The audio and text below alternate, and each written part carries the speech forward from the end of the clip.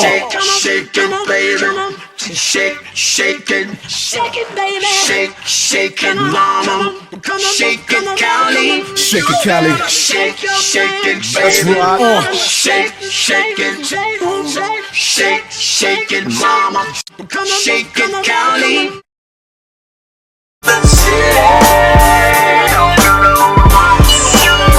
That's right. In the city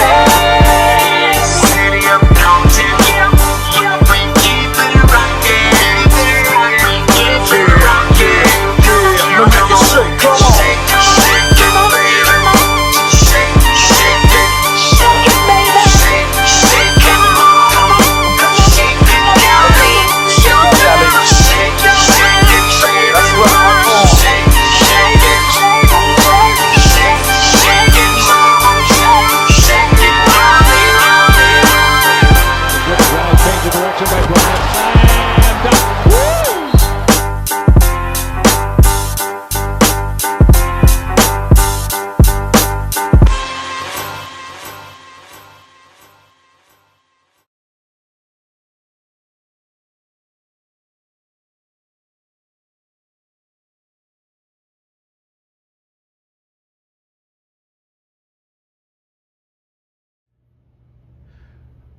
Welcome to the Kobe Bryant Film Room, and I wanted to cover this topic because Skap just recently did a video with another YouTuber called Hero Ball, right? And the video that he did was pretty much about defining clutchness, like the clutch mythology or something like that, right? And I wanted to give my take because this is a very aggravating conversation that I've had over and over again with a lot of casual fans who don't know what being clutch is, right? They don't know how to define it, they don't know what it is, and they often just think it's just a myth and it doesn't exist, right? So I want to listen to Skap and Hero Ball and give my opinion on basically this conversation throughout the video. Well, sports are the ultimate results-driven industry, and legacies in that industry are largely built during winning time.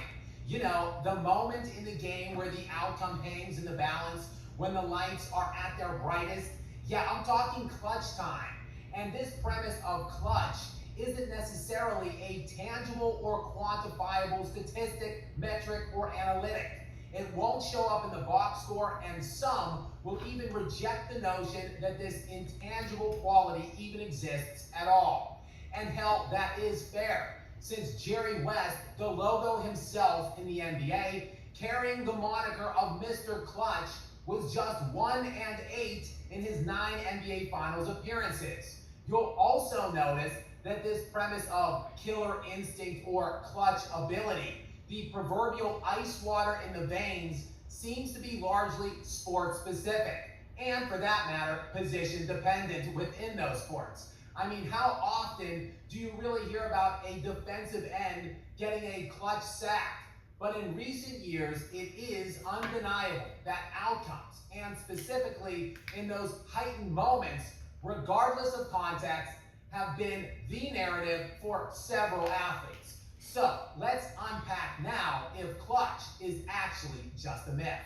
And joining me at this time, You know how ridiculous that that question is clutch a myth? You know how ridiculous that shit is? Especially if you played basketball. from Hero Ball Media is Connor Hebler. This Joining guy. me again, I should say, welcoming him back. And Connor is not just a budding media personality, he also played sports at a very high level, and for the vast majority of his life to this point, he played major Division I college football, most notably with Wake Forest, and then at the end of his career with Rutgers. And additionally to that, if he needs more of a resume to talk on this subject or to join the conversation, he also studied sports psychology. So I'm very interested to get Connor's outlook on this topic. Connor, welcome in. Hype him Thank up, you so man. much for being here. And I think you are one of those people that I referenced in my little open there that kind of rejects the premise of clutch or killer instinct. Am I right?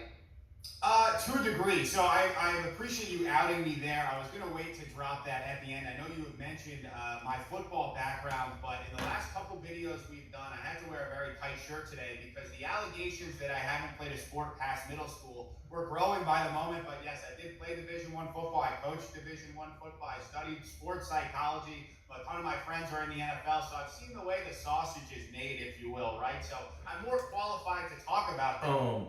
This whole thing, like, you gotta be qualified to talk about this shit. You don't have to be qualified, quote unquote. You just have to know what the fuck you're talking about. You just gotta be able to study the game, know the game, have played the game on a somewhat decent level to even have a discussion on this. But you don't need, there is no doctorate for this shit.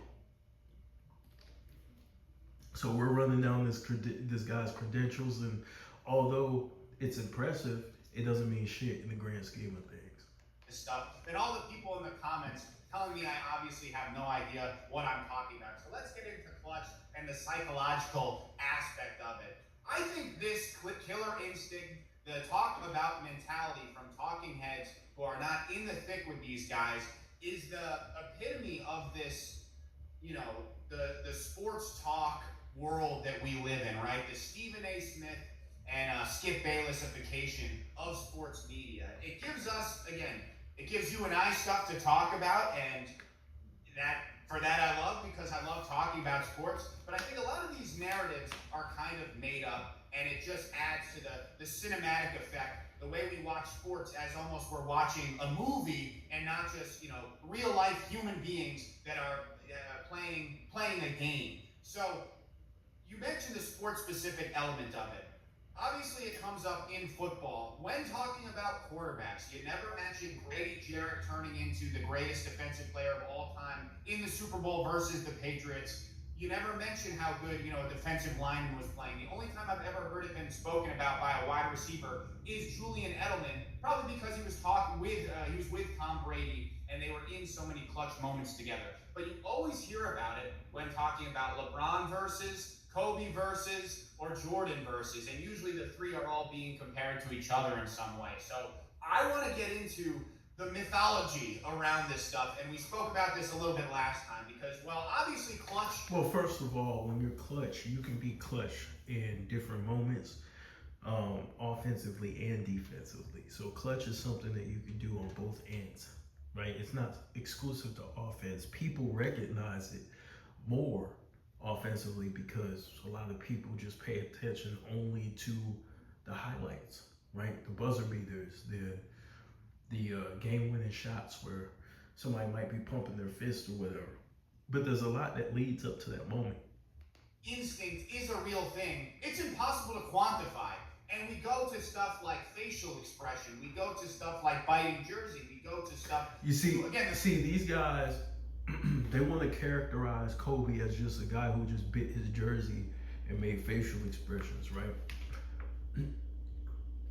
And it's usually like a lot of LeBron guys who bring this shit up, as if that's why we say this Kobe's clutch is because of things that can't be substantiated, right? And it's rather insulting to our intelligence to say this, right? And that is actually pretty dismissive. So this guy's supposed to be some type of psychology major. I study psychology, right? I'm into like psychological warfare and stuff like that. So it's very interesting to see this guy take this type of angle to kind of reduce and simplify. This is kind of like a manipulation tactic. He's trying to simplify why people believe Kobe's clutch into like mannerisms.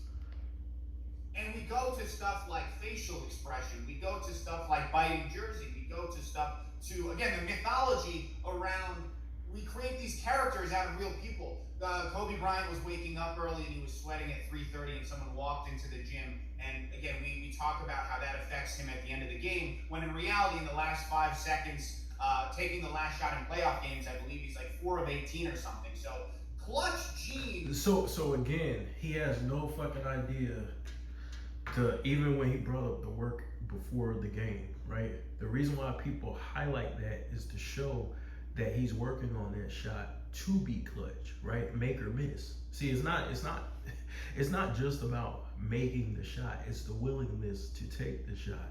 The everybody knows he's getting the shot because his teammates, especially because they know he worked for it. They know he put up thousands of shots right before the game. They know he stood up late. They know he put the responsibility on him. That's why a lot of people highlight him before the game, right? But this guy just thinks it's just a story of him just showing up to practice, chewing gum, and everybody's just bowing down to him. No, the reason why people praise him for what he was doing is because they seen the work, and it all stems from the work. When you put in the work, you can see the fruits of your labor, from the gym to the court to game action. And so because Kobe put in the work, he has become one of the most clutch athletes in sports history, not just NBA history, just sports in general, right? So this guy tried to minimize that into small little moments. And then he brought up some type of weird stat of Kobe in the clutch, which we might get into it a little bit later. And how you perform at the end of the game, it means, the faces you're making and the sweat on your jersey. But as someone who's in it, who was in it, and knows a lot of people still in it, they don't talk about clutch and killer instinct the way we all do who are behind the screens and watching from afar. So that would be my monologue on the subject. I like it. And Connor, just in case. So first of all, who's they? I'm assuming that he's talking about his football friends, right? That's assuming that the people he played with are clutch, right? We have to assume that, which I have no reason to assume that, right? Also, were you in those clutch moments? Probably not, right? We don't know this guy's background, right? But regardless of who his friends are, basketball is different than football. So he's trying to undervalue being clutch with Kobe as just gritting his teeth, right? Just this Wolverine look, like, nah, bro. You said you saw how the sausage was made or whatever. Speaking of sausage, if you want, we could, one of these shows, we could just do it shirtless. You said you wore a tight shirt to show off the physicality. Yeah, let's not. One of these times, not this one, but maybe another one. Let's not go on any of them. Acknowledge it and just see how long. And shout out to Skap for having this conversation with this guy. But no, how about we keep our shirts on for this shit? It takes people to. I'm not gonna say it, but yeah, that's a good idea. Yeah, I'll have to loosen up the shot a little bit here, obviously. Interesting. And look, I think you and I have gone back and forth over the course of the couple conversations that we've had about the premise of clutch or killer instinct or whatever. But I think it is, in preparing for this conversation, I think it is interesting that I really did start thinking about how it's perceived in other sports. Like, you do hear about clutch hitting in baseball, I suppose. Yeah. There's even Absolutely. Clayton Kershaw, for instance, who's one of the greatest generational pitchers of his era, but like he just never duplicated his regular season success in the postseason by and large.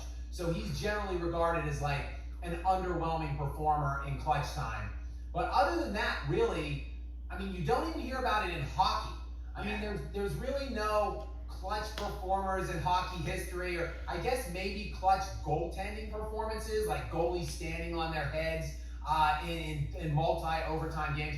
But for the purposes of this conversation, and just for this conversation as a large with clutch, the clutch mindset and so forth, it really is, to me, I think largely specific to only quarterbacks in the NFL and players in the NBA, which is, it is kind of weird that is the case. And I don't know exactly. Well, it's not weird. Like, you can actually explain it, because in basketball, one player, one superstar, right, has a lot of influence on the game, on the outcome of a game.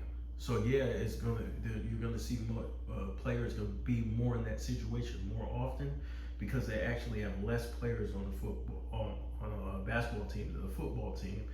And then on top of that,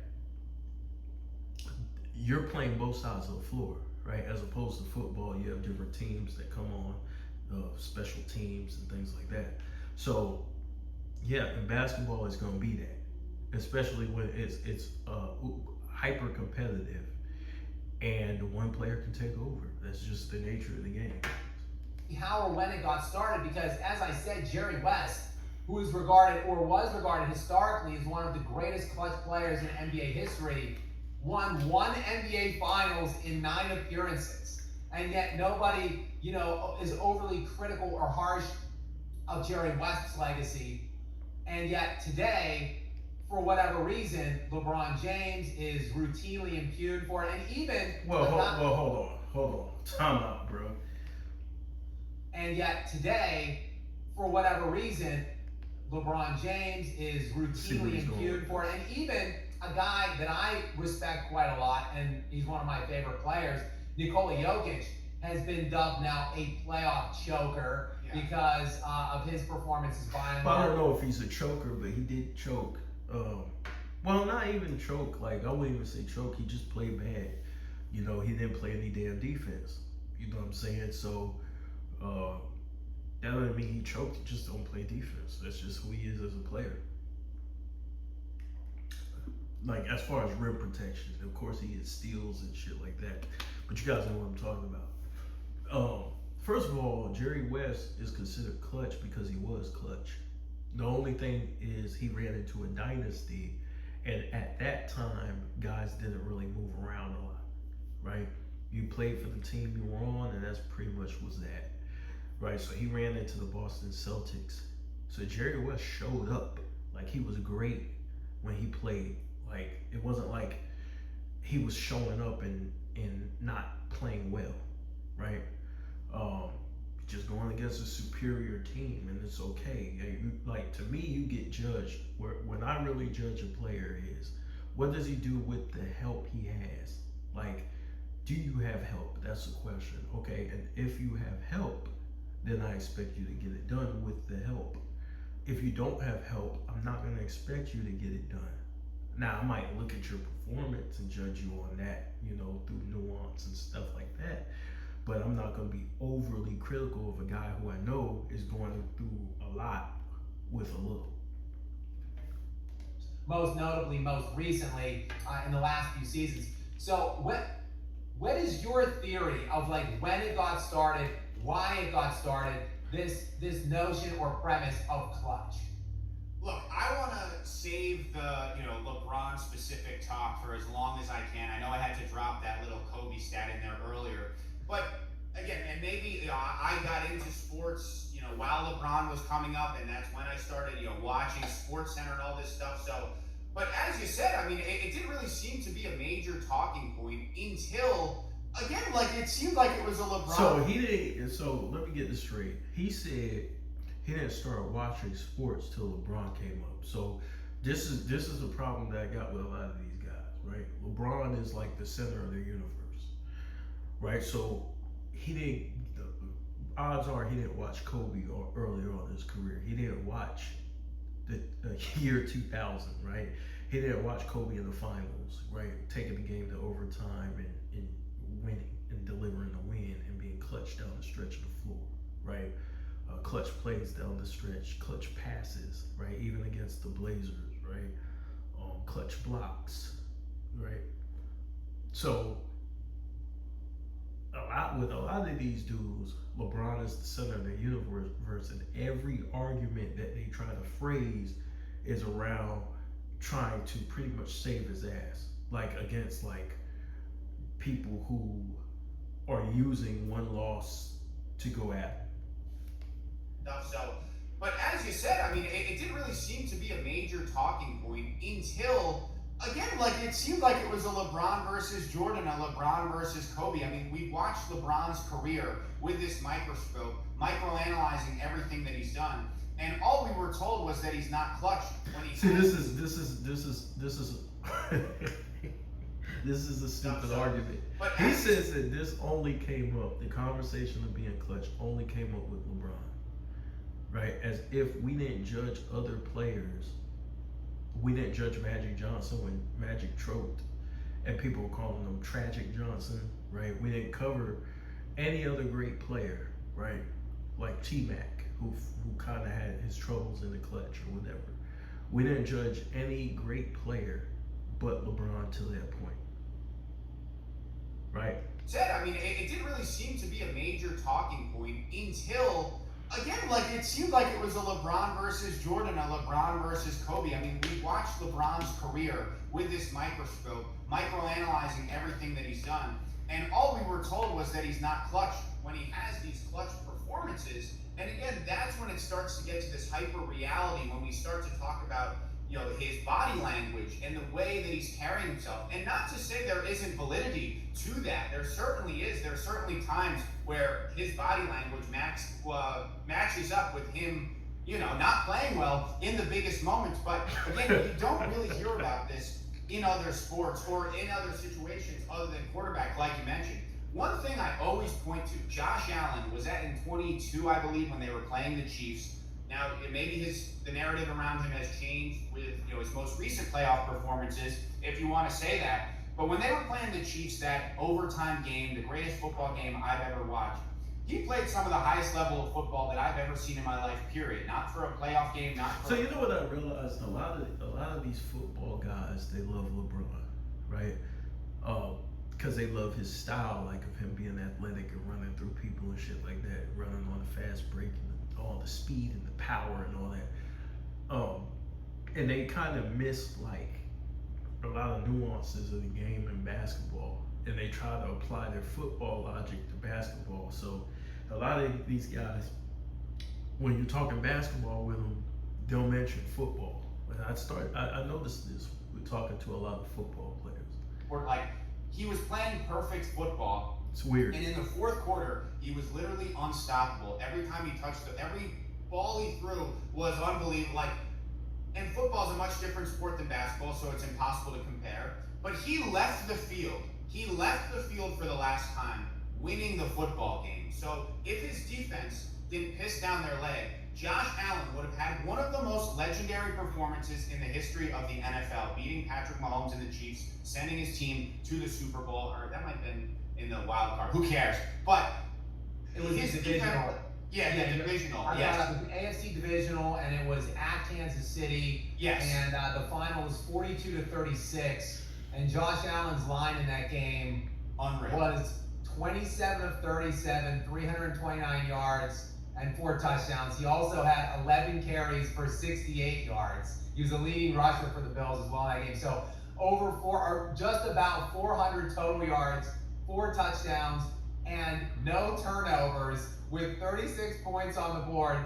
And oh, by the way, what looked to be the game-winning drive, until what you're alluding to or referencing is that ridiculous kickoff return. Yeah. It was like whatever, 12, 13, 14 seconds left, and the Bills are kicking off, and they couldn't stop the return, and then Mahomes gets it quickly into field goal range. They kick the game time field goal, and then they go into overtime and win the game. Okay, and that happens, right? Sometimes you're clutch and your teammates don't show up, but you're still being judged as an individual. You showed up, which is why they're giving them credit right now. Like, although you didn't win, you're still remembered as a clutch player. You showed up. Your teammates did it, right? Whatever the case may be.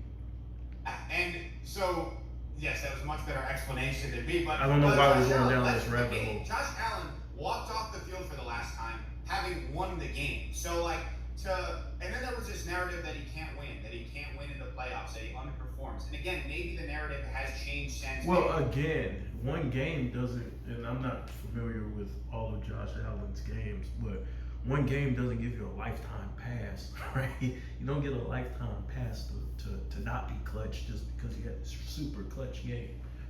Rightfully so, due to some not amazing playoff performances. But I remember, I can't say it off the top of my head, Josh Allen still has fantastic stats for the playoffs. He's thrown something like 26 touchdowns to 10 turnovers, 6 or 7 interceptions, something like that. So he still has very good stats for the playoffs. But he's not winning playoff games. He hasn't made it to a Super Bowl. So we can just say that he's not clutch. Well, not necessarily. You got to ask why. You got to ask a couple of questions. Was it on him right? Did he play the same way you said he played in that game, or did he bomb, right? Did he underachieve, right? So just because you play great in one situation doesn't mean you get a lifetime pass. Like I said, in other situations, right? You still have to continue building, and based on how many times you melt it down, you know, yeah, people are gonna judge you on that. And then as far as you winning or losing, the outcome, was it your fault? That's the question you need to ask. Was it his fault? What didn't he do that he was supposed to do? Maybe it's not his fault, but maybe it is. Understood that stuff. You look at a Tom Brady Super Bowl versus the Rams. Tom Brady, who by my estimation would be the clutchest player ever in any sport, at least in football. And again, there's tangible evidence of that, not just to say, you know, his mentality or anything.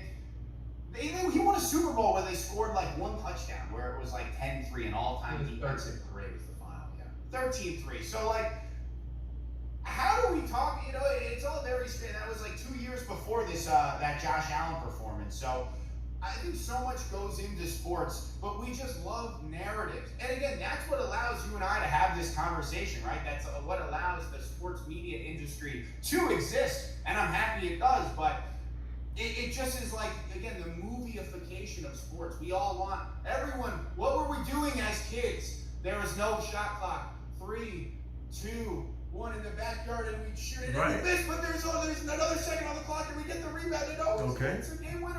Or anytime you were playing wiffle ball with your buddies, 3-2 count, bottom of the ninth, bases loaded. Like, that 2-minute drill in football. That's what we all get drawn to sports for. So I understand why we talk about it so much.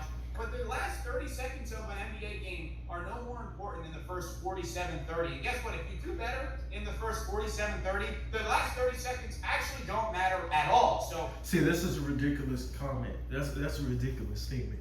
This dude said, if you do better in the first 40-something minutes of the game, you won't have to come through in the last the last couple of minutes of the game.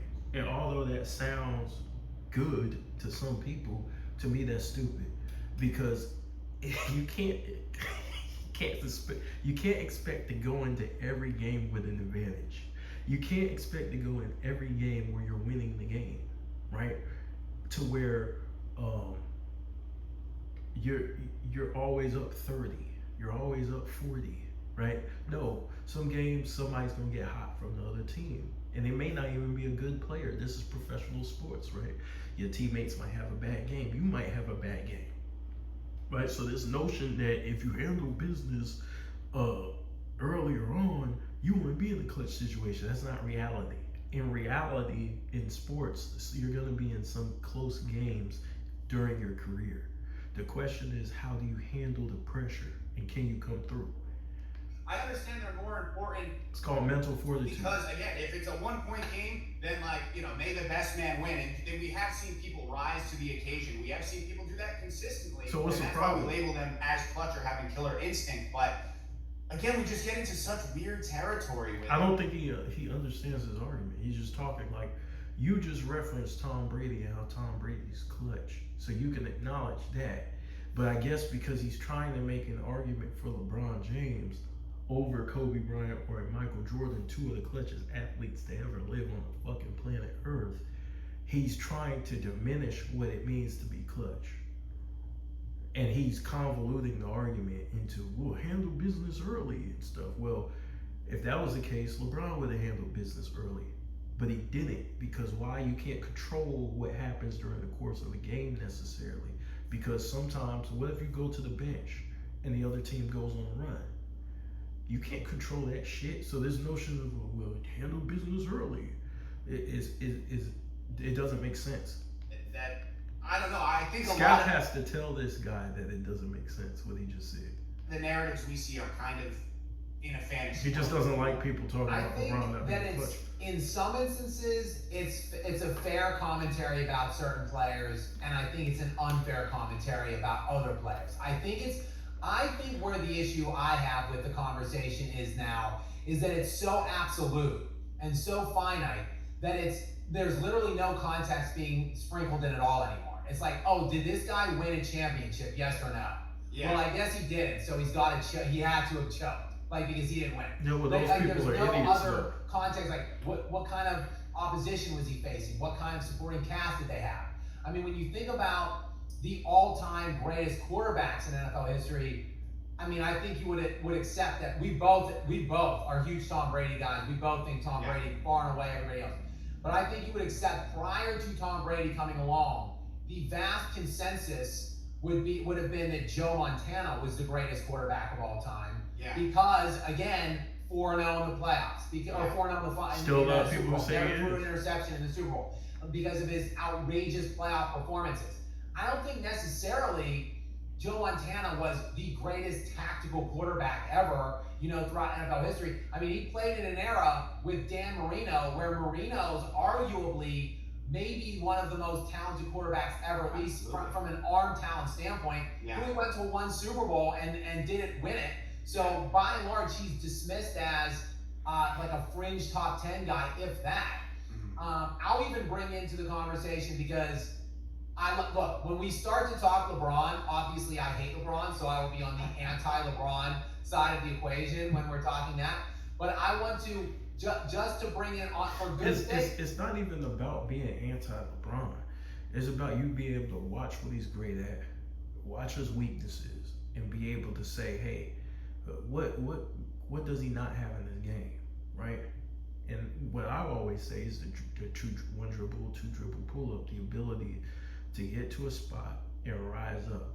Yes, he does it every now and then, but it's not a huge part of his game. The post game, right? He doesn't really have that mid-range game to rely on, right? So that's a fair critique. So you can't really have that nowadays because a lot of people are emotional and don't want to really talk about the game.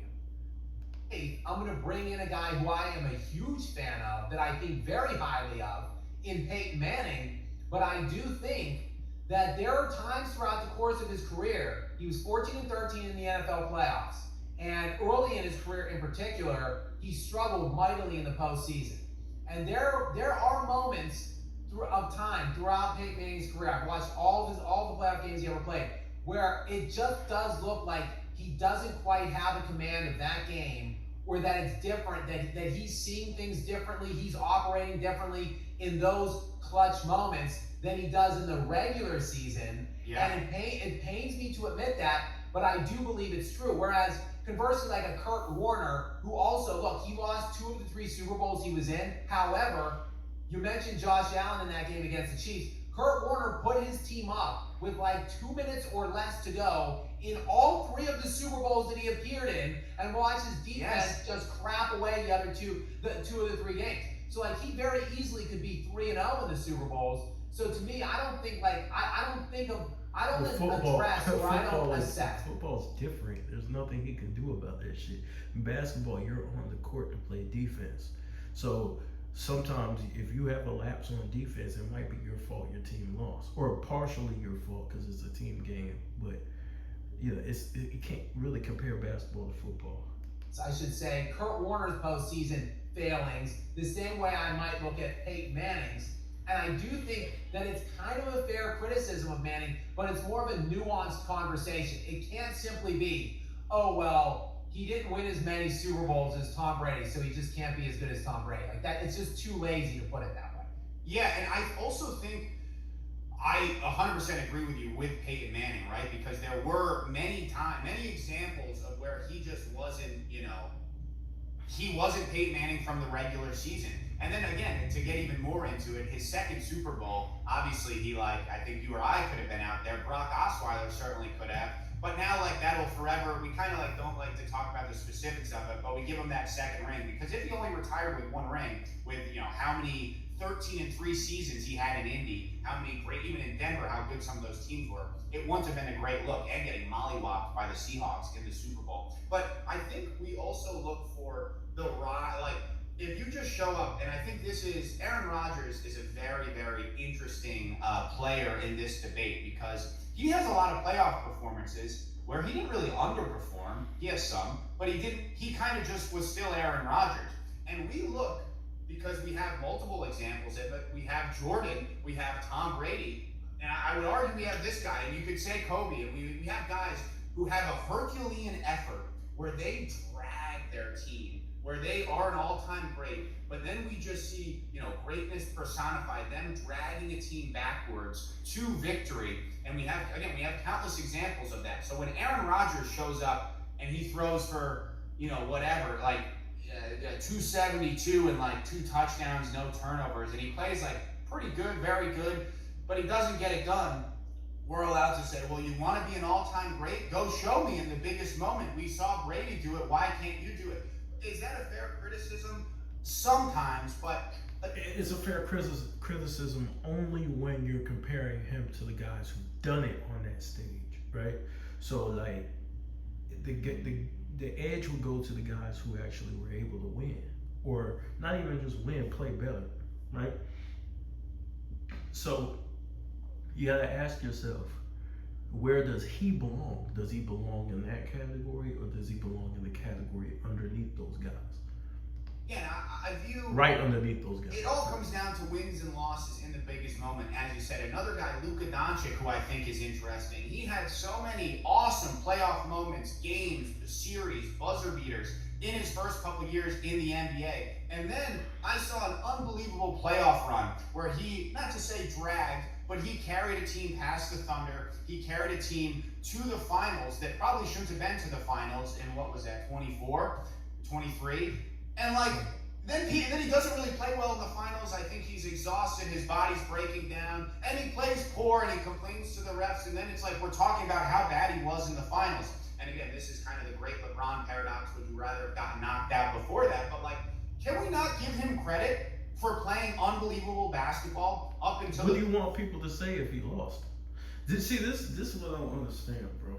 Like, if he played bad and we watched him play bad, and he struggled, what do you want us to say other than, okay, try to come back next year and try again, right? So the great thing about sports is that, and basketball in particular, is that he could come back because there's always another year. He's young, right?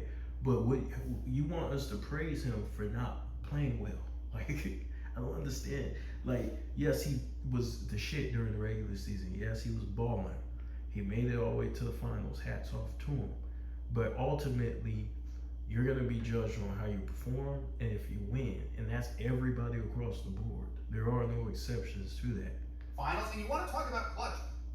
Well, Klutch would start in game 1 of the first round. If we're to that is a more important game than the regular season. Klutch is the playoffs as a whole, and you could say again, how do we quantify? It gets clutcher and clutcher and clutcher as the season goes on. He's just making up what Klutch is. Is that not a playoff riser? What he did versus the Clippers when he was outmanned, what he did versus the Suns when he was outmanned, we can't give him credit for that. He's a playoff riser. Even these joking. Okay, so when you say playoff riser, right? This is the problem with a lot of the guys from a lot of the younger generation, right? You have to look at what a player does in moments, right? Because these moments are going to define you, right? How do you handle elite defenses, right? Okay, so if you're having your way, I watch Luka Doncic a lot. So a lot of times Luka Doncic will be having his way with somebody. He'll be smiling. He'll be laughing, joking, high-fiving niggas, kind of like LeBron, right? And then they'll get walked down. I watch it all the time.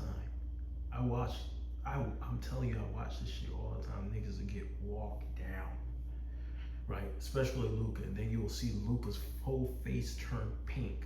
Why? Because there's a little bit of front running in Luka, right? You don't celebrate till you win.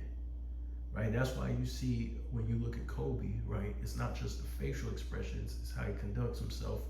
Because if you look at that series in 2009 against Orlando in the NBA Finals, Kobe said, "Job's not done yet." Right, the job is not done. You have to go for the kill. You can't be celebrating early, bro. Remember when LeBron hit that game winner against the Magic? And Hito Turkoglu got on the Knuckleheads podcast and said, once we saw him do that, we knew it was over. Because they were celebrating, right? You felt good about yourself. You felt a false sense of security, right? Instead of going in for the kill. That's what we mean when we talk about killers and we talk about clutch. That's a part of being clutch, is understanding moments. And yes, Kobe's had bad moments too, but more often than not, you could bet your damn dollar that he took his opponent serious. He's not front running. He's not joking out there. He's not playing games, right? Moments that we talked about. I mentioned last time this series versus the Suns in, I believe, 23, where he was just playing like he was unstoppable. He was unstoppable, and like you can point to moments where he's had great moments in the playoffs. So to sit here and just say he's not clutch, that's a lot of. doesn't make. But then you would be diluting it. That's a lot of superstars. A lot of superstars have great moments in the playoffs and never won. That doesn't mean they're not great players. That just means that you can't talk about them with the guys who do that shit at the highest level. Any sense to me, man? Like we can't just judge people off winning it all. Off, I don't know. It's very silly to me, and we get into. They want to exclude, and this is the thing. These dudes want to play with house money. So if he fucks up and fails, then we can't say nothing about it. Kobe failed a bunch of times. Mike failed a bunch of times. I watched games where Kobe missed shots, may have missed a game winner, may have not shown up in the clutch, had a bad game. Happens to the best of them, right? The problem is that these dudes forget about that shit. They have a very short memory, right? The truly clutch players don't give a fuck whether they make or miss the shot. As far as taking the shot, of course they care about the outcome. Everybody wants to win, but these guys don't give a fuck. They'll shoot the shot without any type of conscience. You cannot wipe away what they are because somebody else doesn't have that quality, right? This is a unique quality that separates a lot of NBA players from these guys. Again, like made up territory. Yeah, I think I meant to do it. I didn't do it. I'm angry I didn't. I wanted to look up Matt Stafford. I want to say, I know he never won a playoff game with the Lions, but I don't know that he even got into the playoffs as a Lions quarterback. One time, I think. Okay. The Megatron, when Megatron had 2,000 yards. Right. So like Matt Stafford he's a great statistical entity in NFL history. He's going to finish top 6 or 7 all time when it's said and done in yards and touchdown passes. So he was that guy in Detroit, but he never really got to the stage where he could show whether he performed on the big stage or not. Then when he got with the Rams, I believe it was in his first year with the Rams, they won the Super Bowl. Yeah. And he made a great, though I put the onus on Todd Bowles and his crap defense that he dialed up.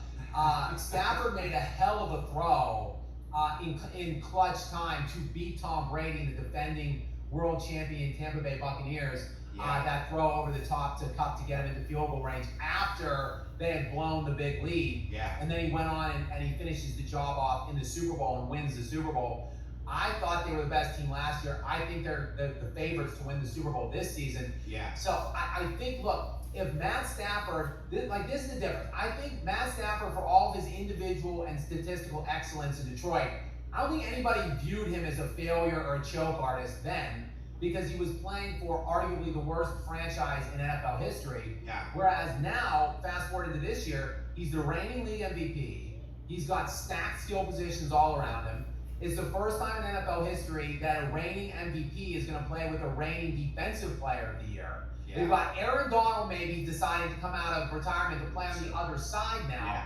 They are going to host the freaking Super Bowl. The Super Bowl is in their building this year.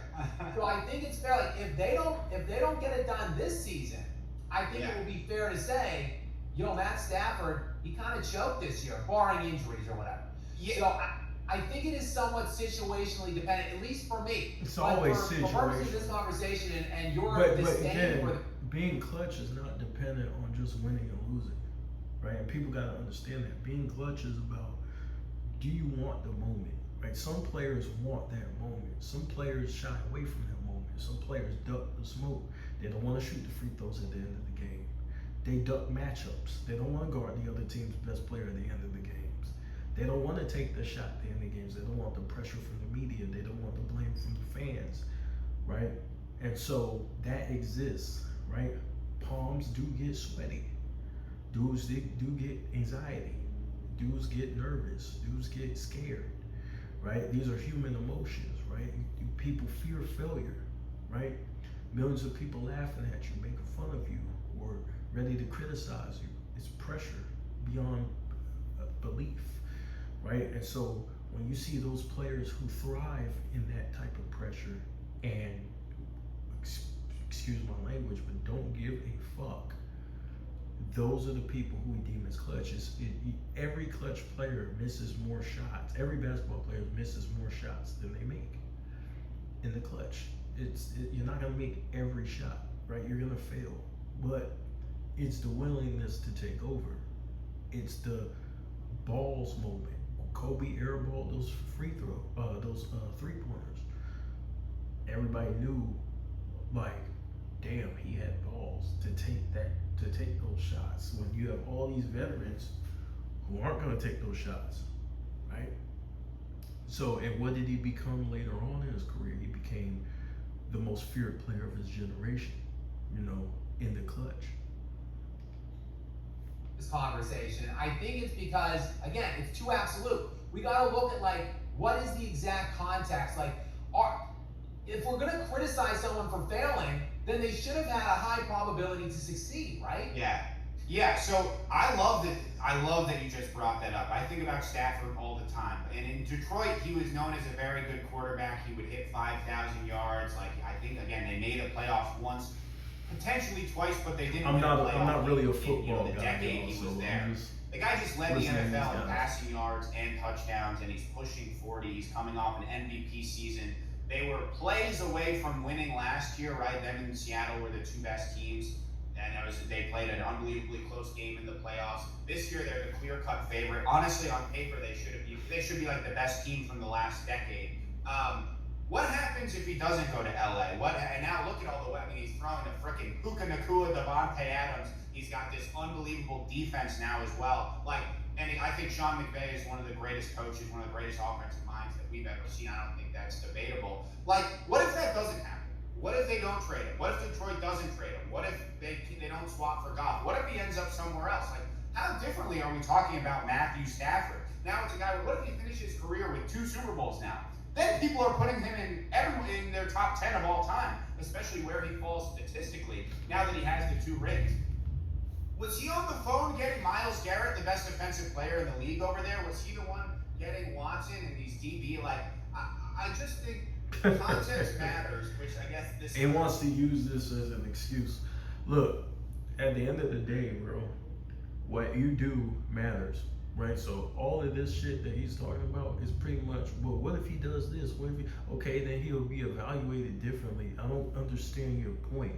If you don't do something great, then people aren't going to give you credit for doing something great.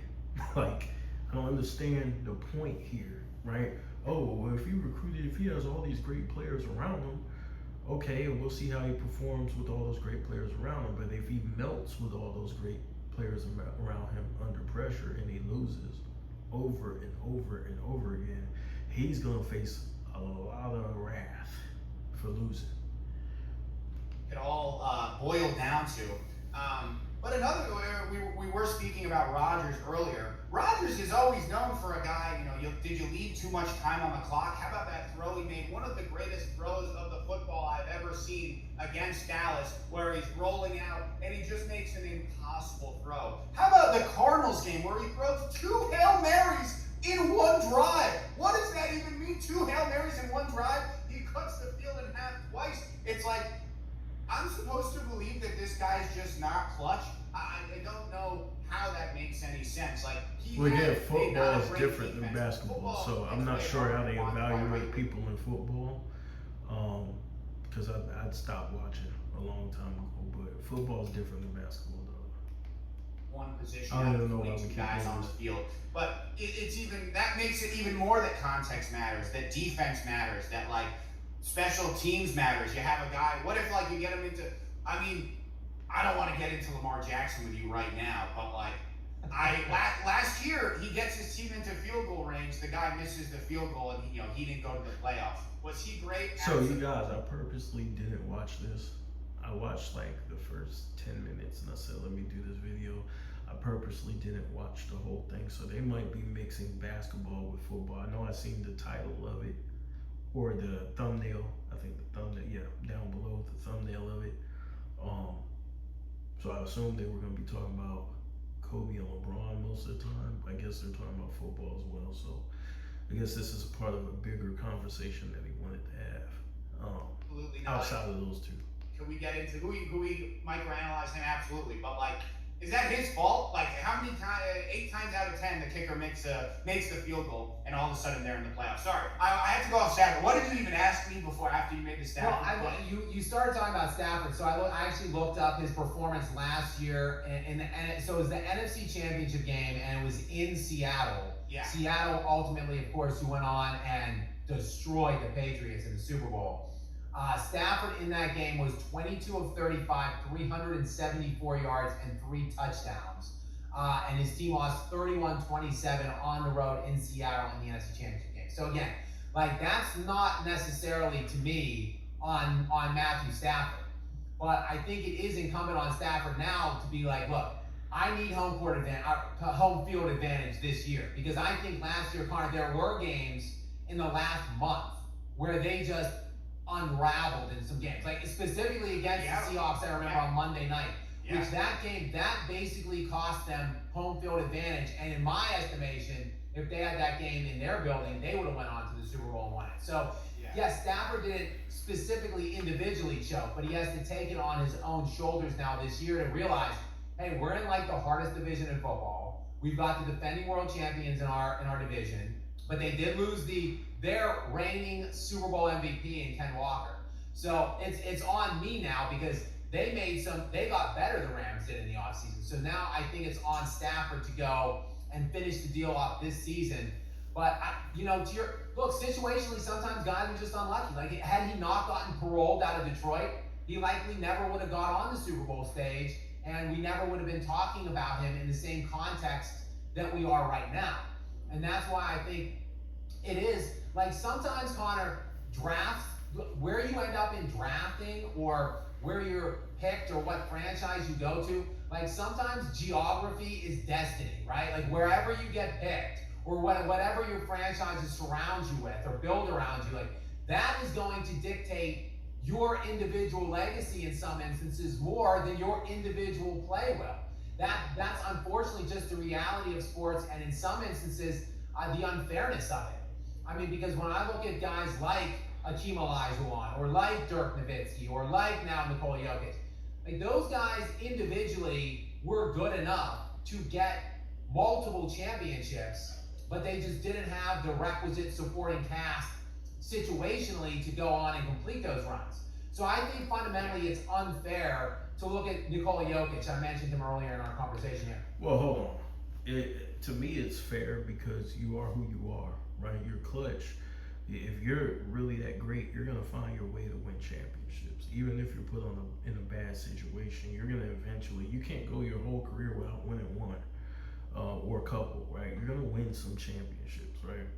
The thing is like you're like Dirk showed he was Klutch, right? He only had one championship his whole career, but he showed plenty of times that he's able to hit shots and get it done. Now, will you put him up there with the most clutch players of all time? No. But he could be a part of, you could definitely say he's clutch. Paul Pierce won a championship. Paul Pierce is considered a clutch time player. Players fear Paul Pierce in the clutch. So you could still be feared in the clutch even though you didn't win that as many, like 6-7 championships. About how people are labeling him a playoff choker now. When you look at this guy, since he won his first league MVP 6 years ago, he's played about 100 playoff games in that 6-year span. He's averaging roughly 28 points, 12 rebounds, and 9.5 assists on like 54% shooting during those spans of time. Like, we're talking about one of the greatest peak runs ever, and including in the playoffs. But unfortunately for him, in 11 years, he's played with only one single All-Star that has made one single All-Star appearance. So I think Okay, well, it's not just that with Jokic, right? Jokic is a great player, but his defense is a lot of reasons why they get in the situations they get in. Specifically against, like last year against Timberwolves, they struggled, and he was called out for his defense. He was exposed defensively.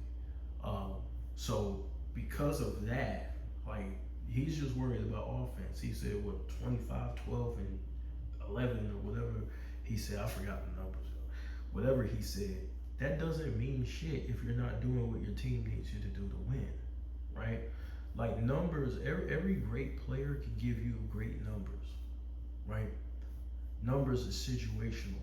Every great player, you plug them in on offense and have the ball go to them the majority of the game, they're gonna get you a lot of great numbers. The thing is can they do what the team needs them to do to win? Can they be a utility guy? Hey, we need you to lock up the other team's best player. Hey, we need you to get us these rebounds. Hey, can you switch and guard on multiple positions? Hey, well, what are you doing as far as your leadership, right? So there's a lot of questions to ask that go, a lot of questions that go into winning. Now, I'm not saying it's his fault they're losing, like, as if he's not on a team. Like, he's on a team, so other players aren't probably doing what they're supposed to do either. Sometimes Jamal Murray's hurt, sometimes he's not playing well. There's multiple factors into losing, but when you're asking the question of him, what are you doing to get this done? You can't just throw stats in my face. That shit don't work on me. I have to be able to watch the game and see, well, Jokic was supposed to be here, but he's here, right? Is he talking, right? Pick and roll defense. Are you talking? Are you tagging people coming into the lane? Or are you letting them move freely?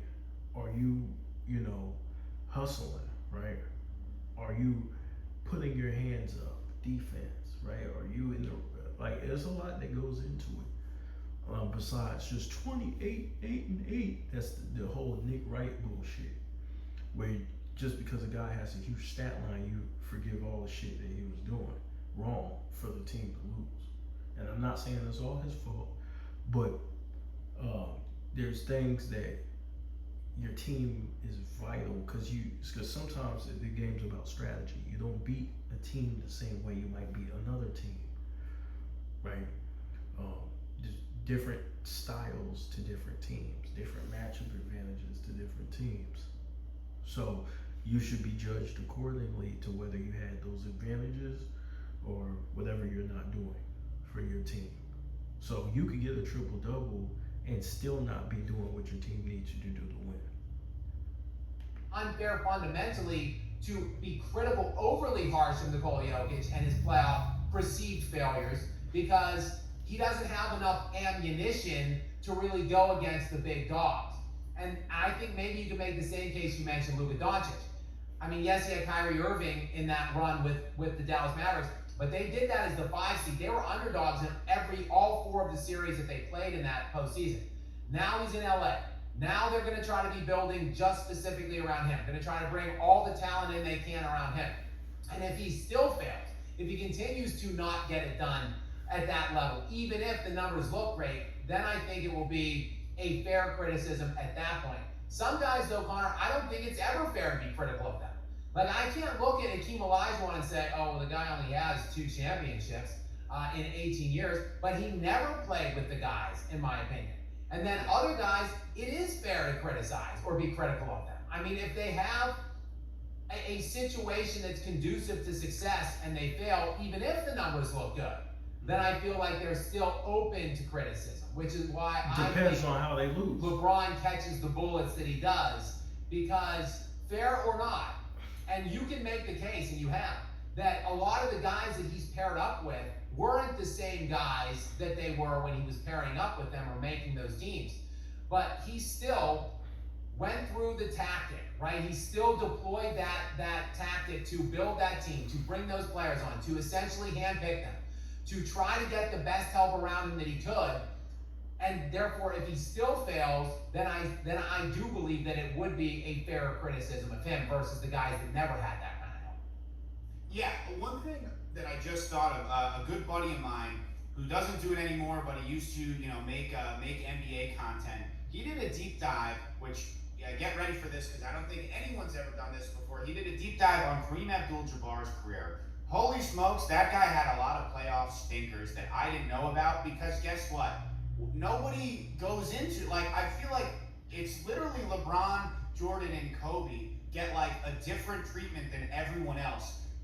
I don't even know if you know this stuff, and I'm not going to be able to rattle off. The guy had stinker after stinker in the playoffs, but nobody knows, and he's the consensus third or fourth best player of all time. That's why I always say that, you could say Jordan's better than LeBron, but no one even debates LeBron and Kareem head up because we just like to microanalyze LeBron's career. If you actually sat down and went through Kareem's career, you'd be like, holy smokes, I didn't realize he had this many. But that's not really fun. Well, again, you got the question is right. When are you judging Kareem? Are you judging him when he did not have the help? Are you judging him during that time period, or are you judging him versus Magic when he had Magic? Are you judging him as an individual basketball player? Are you looking at what he brings to the table as far as an individual player and what he does to impact winning? Right? No one says Kareem doesn't have failures. And I think the problem is with a lot of LeBron fans is they go through NBA history and try and look to see who failed. Right?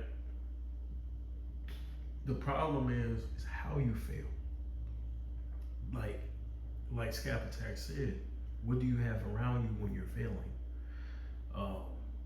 But even that is subjective because some people might not care. Right? Just like Connor, I don't think he cares too much about the failures. LeBron's just his favorite player, and that's okay. You can have a favorite player, but you can't try to wipe away. My issue is when people try to wipe away the shit as if we didn't watch it, right? And then when they ignore the skill set, right, or a more nuanced basketball conversation. But Kareem, yeah, he failed just like everybody else, just like a lot of superstars did. Dude, that's why I don't even like all this. It's funny that all I do is talk about LeBron versus all these guys because, I think the legacy talk is odd because when you look at anyone's career through a microscope, you can come up with all these narratives, and we really only do that to a few specific people. And another thing that you I've learned through all of our conversations, because again, we value different things, or maybe we view the game just slightly differently. When you talk about going through the rough times, you talk about the Kobe years where after Shaq where he went through it, or we give Jordan credit for the years before Pippen, even though we just have 7 years of LeBron in Cleveland that I don't know, that doesn't count for him, I guess, but I just don't think any of that stuff. I'm trying to word what I want to say. It's again, I don't know, to give people credit for going through the hard times is a little bit of a strange thing for me, right? So to say that LeBron stacked the deck or he went to these teams, again, when you look at it with context, when you look at Game 6, 2013, did it matter that he had Dwayne Wade and Bosh, right? When you look at 2000... He must be saying Game 6, 2012. Or I think that's the game he's referencing against the Boston Celtics. 16, he was on the stacked team. He was the one averaging 37 whatever in the final 3 games of those series. Are we not allowed to say he's clutch because of the guys that were on the court with him? He was still the one doing it. He was still the one leading both teams in points, rebounds, assists, steals, and blocks. And again, I think the clutch thing has gotten out of control for me because I saw the guy in his first playoff series average 36 He's just going to bring up numbers against the Wizards and hit 2 game-winning shots in 6 games, but he's not clutch. The next year, we know what he did against Detroit. He's not clutch. Obviously, he pisses down his leg in 2011, but he was already the not clutch guy who didn't want the clutch moment. And I think what I was actually Well, hold on. So when people were saying LeBron wasn't necessarily clutch, it was because he was always he appeared to not really be nervous in those moments. Meaning, like you could tell he was a little bit passive, right? He was more of a passer, like here you do it type guy, right? So one of the biggest things people say is he makes the right play, right? Well, sometimes the right play is you as a superstar taking over the game and shooting those shots. So the time he does it, yes, he gets praise for it. He gets credit for it. The times he does it, right? The times he doesn't do it, then he gets criticized just like everybody else. But the problem with him is that when his failures have been in a lot of big moments, right? And to where he's trying to get over the hump, right? And then what he does after those moments. See, after those moments, he leaves teams that he played bad on, right? So when he didn't deliver in 2010 and he played bad, he left a 60-win team to join a super team with two of the top players in the NBA, right? And then after that, he left that team, right? And then after that, he left again. So he's being judged on that scale. I don't think anybody would say LeBron has never hit clutch shots. That's a stupid statement. LeBron's hit a bunch of clutch shots. He's been playing for 24 years. The problem is who would you rather have taking those shots, the ball in their hands with your, I would say it like this. Gun cocked, your grandma's in the chair. I got my gun, my gun pointed at her, right? Who would you bet on? Right? Who would you put your money on? With the gun pointed at you, or your grandma? Who would you put your money on? Right? And a lot of people choose Michael Jordan and Kobe. Why? Because they don't have any weaknesses in their games. LeBron from the free throw line is not a great clutch shooter from the free throw line. LeBron is not really that great of a three-point shooter as far as his era, in comparison to his era. He's not good in the mid-range. He don't really have too much of a post game. He has a hard time really creating separation. If he doesn't get all the way to the basket, he's most likely going to shoot a three. Kobe and Jordan, they can hit you from everywhere on the court. And so that's the difference. You can repeat a stat line all you want, but the stats aren't going to show you where he's scoring the basketball, his hot spots, right? The scouting report. Hey, do we want him to send him this way? Right? A lot of this clutch shit goes into when you pass the ball, right? You just don't pass it. You understand who you're passing it to. Because the player that you're passing to might not be clutch, might not be built for those moments, those high pressure moments, right? And so when you have players who, I think in LeBron's earlier career, he had meltdowns. So he came a long way as a player in the clutch. He's learned how to handle it a lot better. But before, early in his career, he would literally, like, you could see it on his face. He's like, oh shit. I think it's because his skill set at that time, it was hard to score. Like, you're going against a lot of defense in the paint. So you have to create your own shot back then.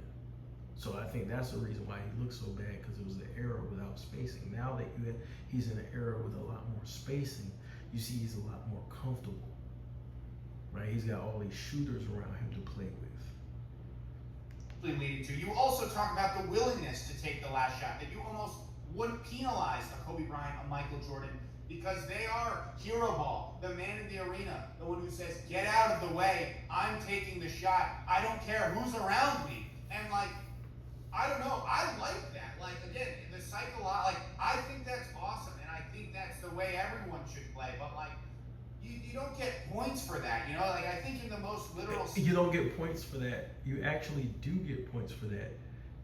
on a lot of occasions, and you win, you get championships for that, right? And take Michael Jordan. You know, the game's on the line. If he misses that shot, they go into a game 7 against the Utah Jazz. Michael Jordan sinks the shot, sends their ass home, right? He wasn't looking to pass that shit. Everybody in the arena knew Mike was going to take that shot. So, as a superstar, it's on you. People just don't say Mike's a killer and Kobe's a killer for no reason. They say it because they don't give a fuck. This shit is going on my back. If we lose, fine. I tried. It's not a situation where they always hit the shot. That's unrealistic. But they don't give a fuck if they miss. And they'll live with the results. And you have to be a cold-blooded motherfucker to always want to be in that situation. That's what the star of stars do in that situation. They take over games. Players are paid a lot of money to win games. That's the reason why players get paid, not to get stats. James Harden could give you a triple-double. He could give you 38, 8, and 8.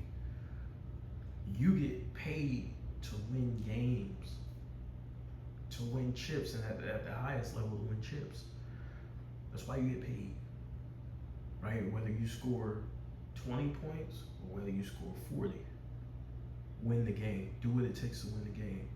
Maybe grab clutch rebounds. Maybe get a clutch block. Maybe get a clutch steal, right? Maybe hit a clutch shot. Whatever it takes. Figure it out. You're the star. Figure out what your team needs and be what your team needs you to be.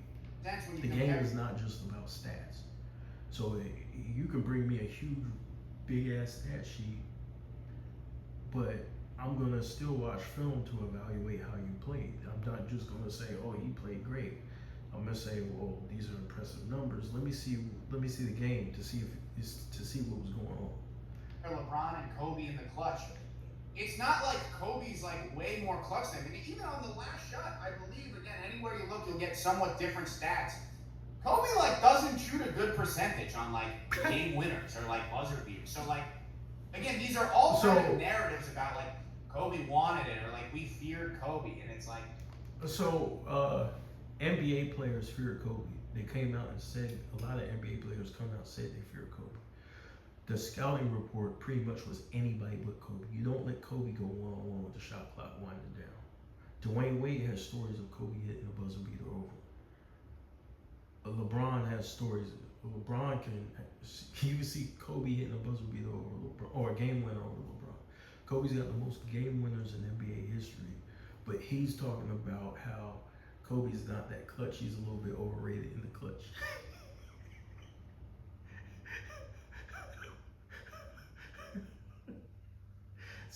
So Kobe's double teamed. See, he's not taking into account how players are guarded. Kobe in the clutch is getting double teamed, possibly triple teamed. He's not seeing a one-on-one situation. It's very rare that you'll see Kobe just be able to go one-on-one, but when he does, you're pretty much dead in the water. He's gonna get a really good shot. But it's his ability that makes him clutch, right? So numbers, anything could go in the number. Kobe's beginning of his career to the end of his career, those can be added into these percentages, right? But really what we're looking at is prime Kobe. And prime Kobe, there wasn't a GM in the NBA who would take any other player over that player for the last shot of the game or to come back. People were paranoid, petrified. There was a story of Doc Rivers that Tom Thibodeau told when he was beating Kobe in 2008. He said, if Kobe Bryant's in the game, I'm leaving all my starters in the game. And it was a blowout. They were beating us pretty significantly. And he said, if he's still in the game, I'm not taking my guys out. That's Kobe Bryant. So Kobe, you could tell this dude never watched Kobe.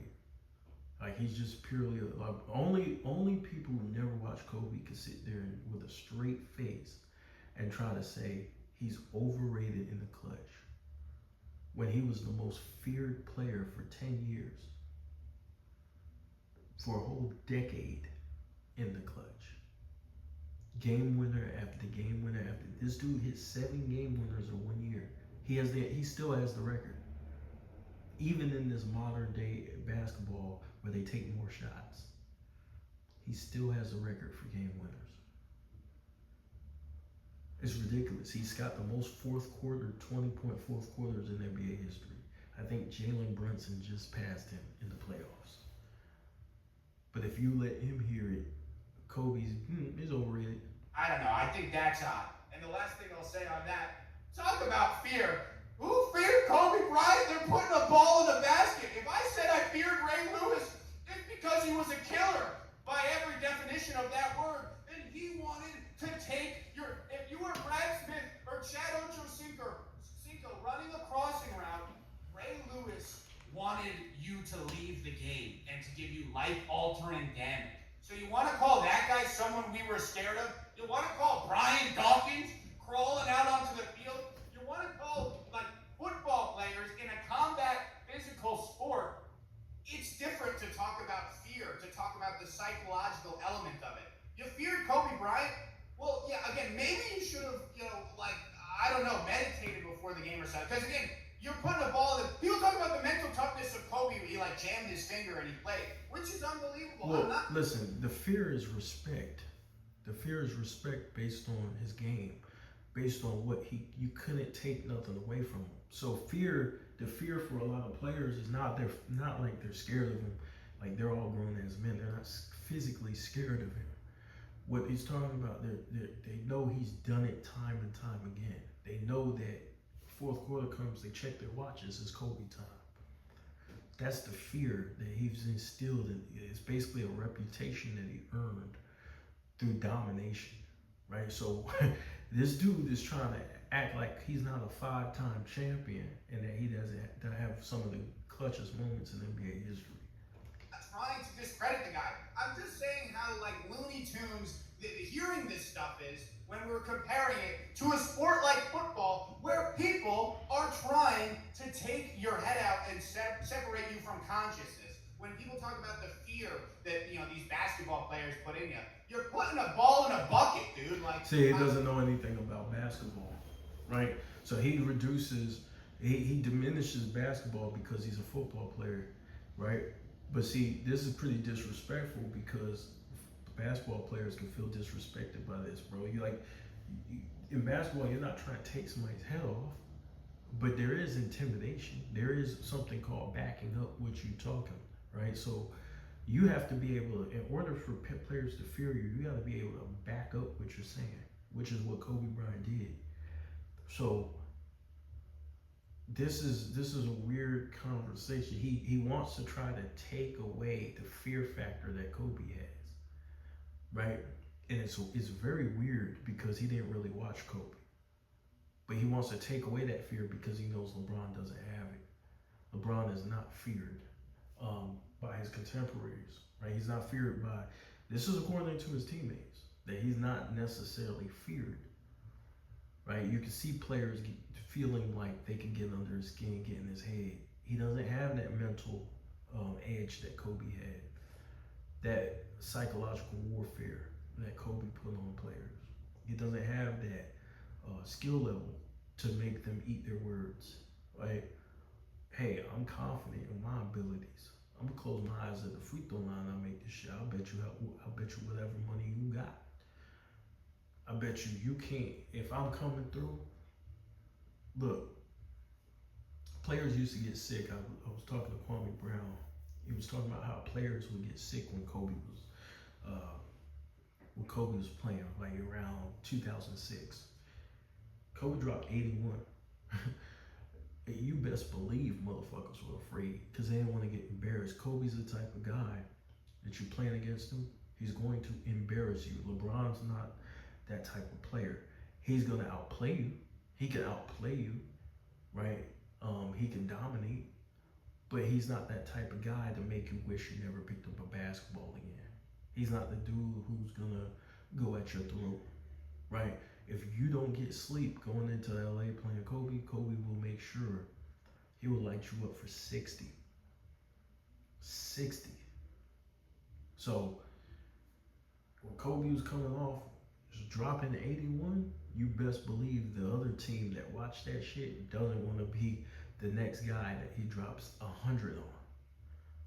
I mean, I don't know. I've always thought that was very bizarre. Let me ask you this. Typically, Connor, I'm pretty well measured, and I can usually find my words pretty well and state my point.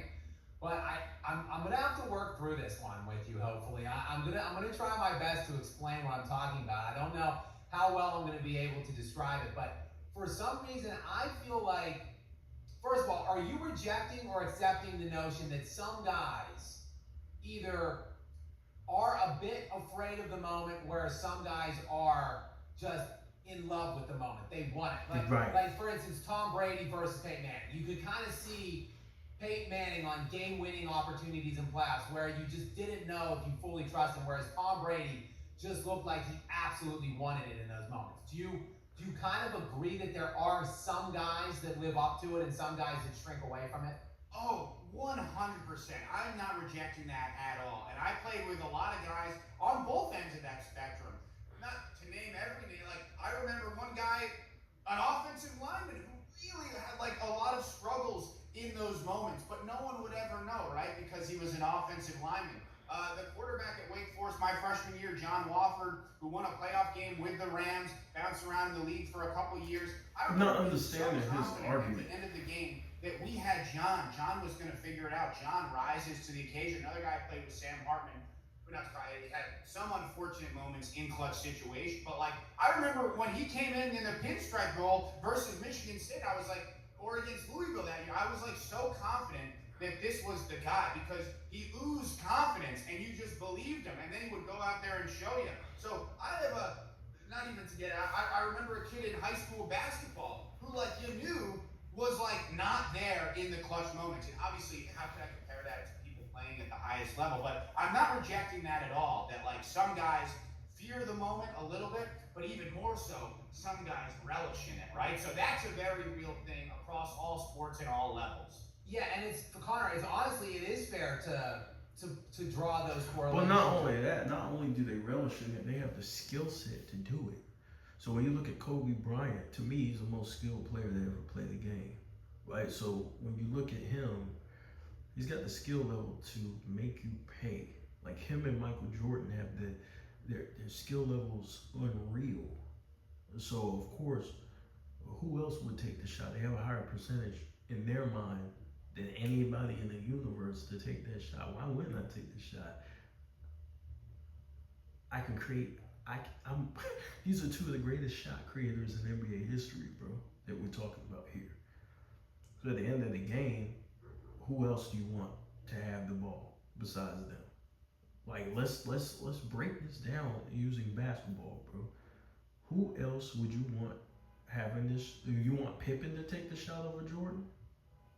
Or to reach back at any level, I think, of sports, and it's because it's not just even sports. Yeah. You know, I've known people. I was a very good student in school. I was very good at test taking.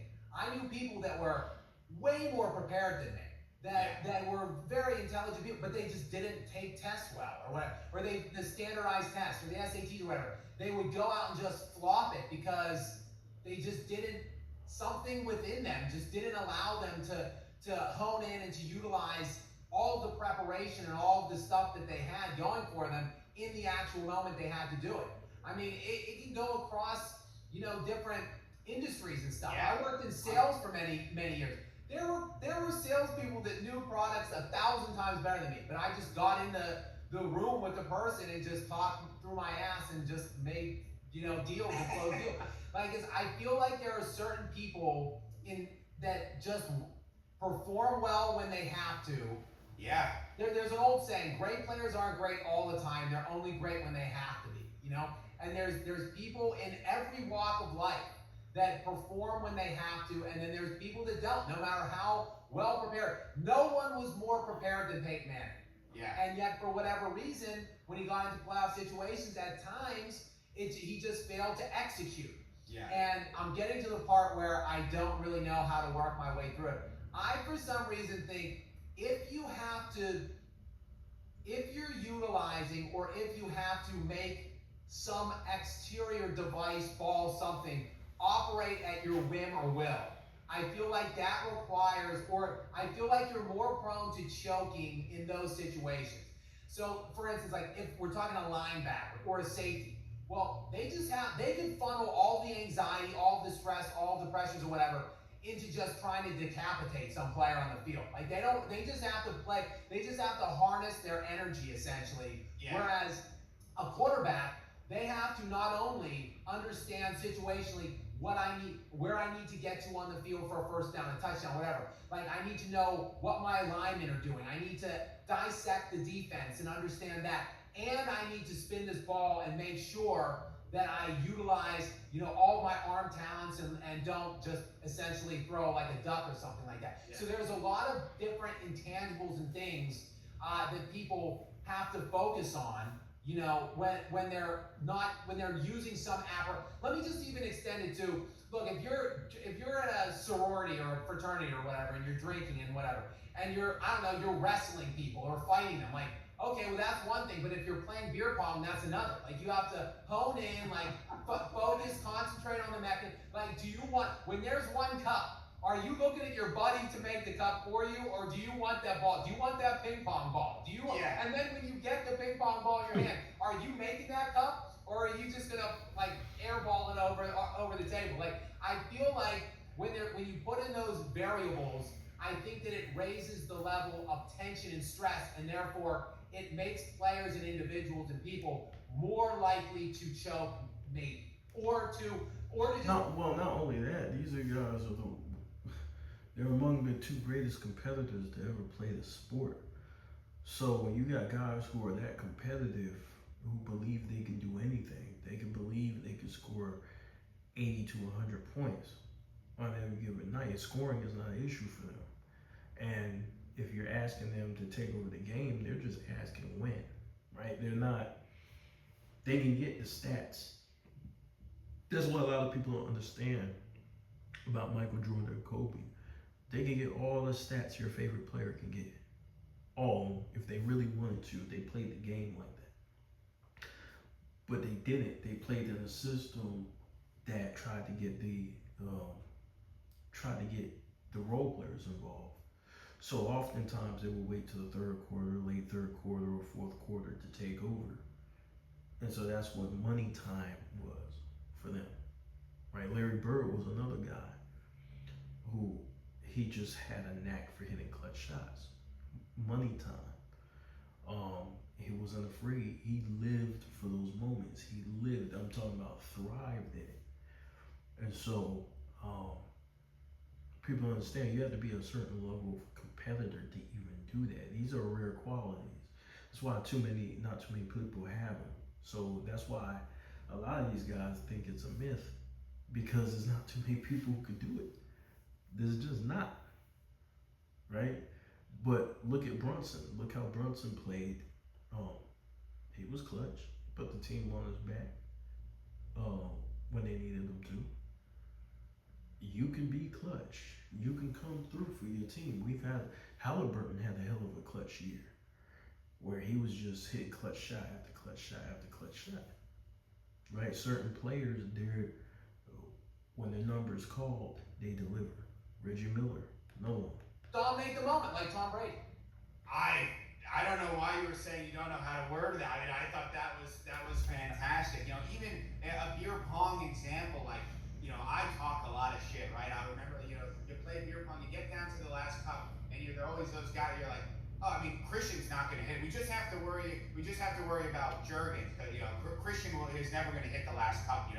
And some people would be like, what do you mean? I hit the last cup last time. Like they start like pleading with you, and other people, the cool, calm, collected, they're not going to say anything, right? That's why, like, you can never let someone get in your head. But some people, and then they're like, oh, I mean, you're not in my head. What do you mean you're in my head? You're not in my head, right? Those are the, a little bit guy that doesn't have this clutch gene. So you do see it everywhere. It's not just a sports thing. That's why it is fun to talk about. Also, you mentioned the kids who aren't good test takers.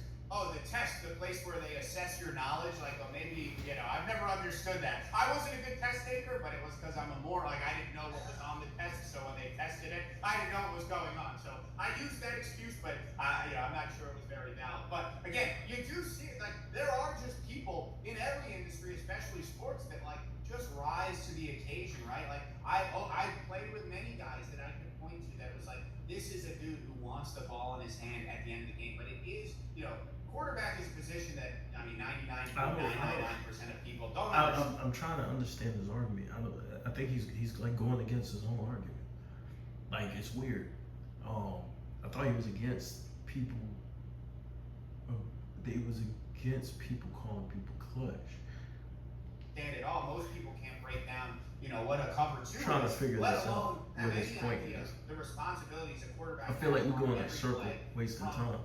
Making checks to now defenses are trying to disguise. I've never things, seen so, this. like, This is they my have to first time break down watching their this, y'all. reads, and Which they, I only it's watched 10 minutes of impossible this. to explain the quarterback position. So yes, who has more pressure? The guy who has to do all these things to read a defense and then have a couple seconds to make a play, or like the defensive line. Like another thing people don't know, a lot of like either guy on the D line interior. Well, that's irrelevant. Look, he's trying to like create these little sub arguments. Like, bro, there's people who have more pressure. But let me give you an example of other guys besides Kobe who were clutch. Robert Horry. Robert Horry didn't have half the responsibilities Kobe had. He's still a clutch player. Derek Fisher. Derek Fisher didn't have half the responsibilities Kobe. He didn't have to score 25 points to 30 points a game. He didn't have to do that. Derek Fisher, I've been on the record saying, hey, if it ain't Kobe taking that shot for us, I'm perfectly fine living with Derek Fisher taking that shot. I would trust him with my life taking the shot because I know he's prepared and I know that he's as clutch as they come. So you don't have to be a superstar to be clutch. There's a lot of players who aren't stars who, if they have the ball in their hands at the end of the game, you're scared, you're terrified. And you don't have to be a superstar for that. So I don't understand his argument of, well, this guy has to do more, so he don't have to do as much as the other guy. Yeah, but there's role players who are clutch too, in their roles. Or on the outside, they don't have much responsibility. That's why, I don't know, usually a quarterback's a little bit of a smarter cat, but like a lot of, like, you kind of just go right, left, or straight a lot of the time. Then you have a few stunts, whatever. It's like, yeah, obviously you don't have the same pressure or responsibility. And to relate that to basketball, I think why LeBron gets the hate that he does is because he doesn't always force the last shot in a way that maybe Kobe or Jordan did, in a way that people of your ilk seem to like that regardless. So like even if he misses, it's like, well, he was not scared to take the shot, which again, Right, it's called credit to them. responsibility. I think that's kind of a fair take on it. Kobe would be derelict in his duty as a superstar to not take that shot. He wouldn't be Kobe if he didn't take that shot. Think about how derelict in his duty he would be if he just kept passing it to role players. I think his teammates wouldn't respect him because they would look at him like, dude, we thought you were built like that. You're not Michael Jordan at all. You run around acting like you're on Mike's level. You're not Mike. They would look at him like, nah, he ain't built like Mike. They would even say it on podcasts. But now, what do they say? They say, man, we played with him. Even the guys who played with Michael Jordan, Ron Harper, Horace Grant, those guys say, man, yo, this dude just like Mike, bro. He carried himself just the same way. Right? And that's the ultimate respect because Michael Jordan is considered the greatest player of all time.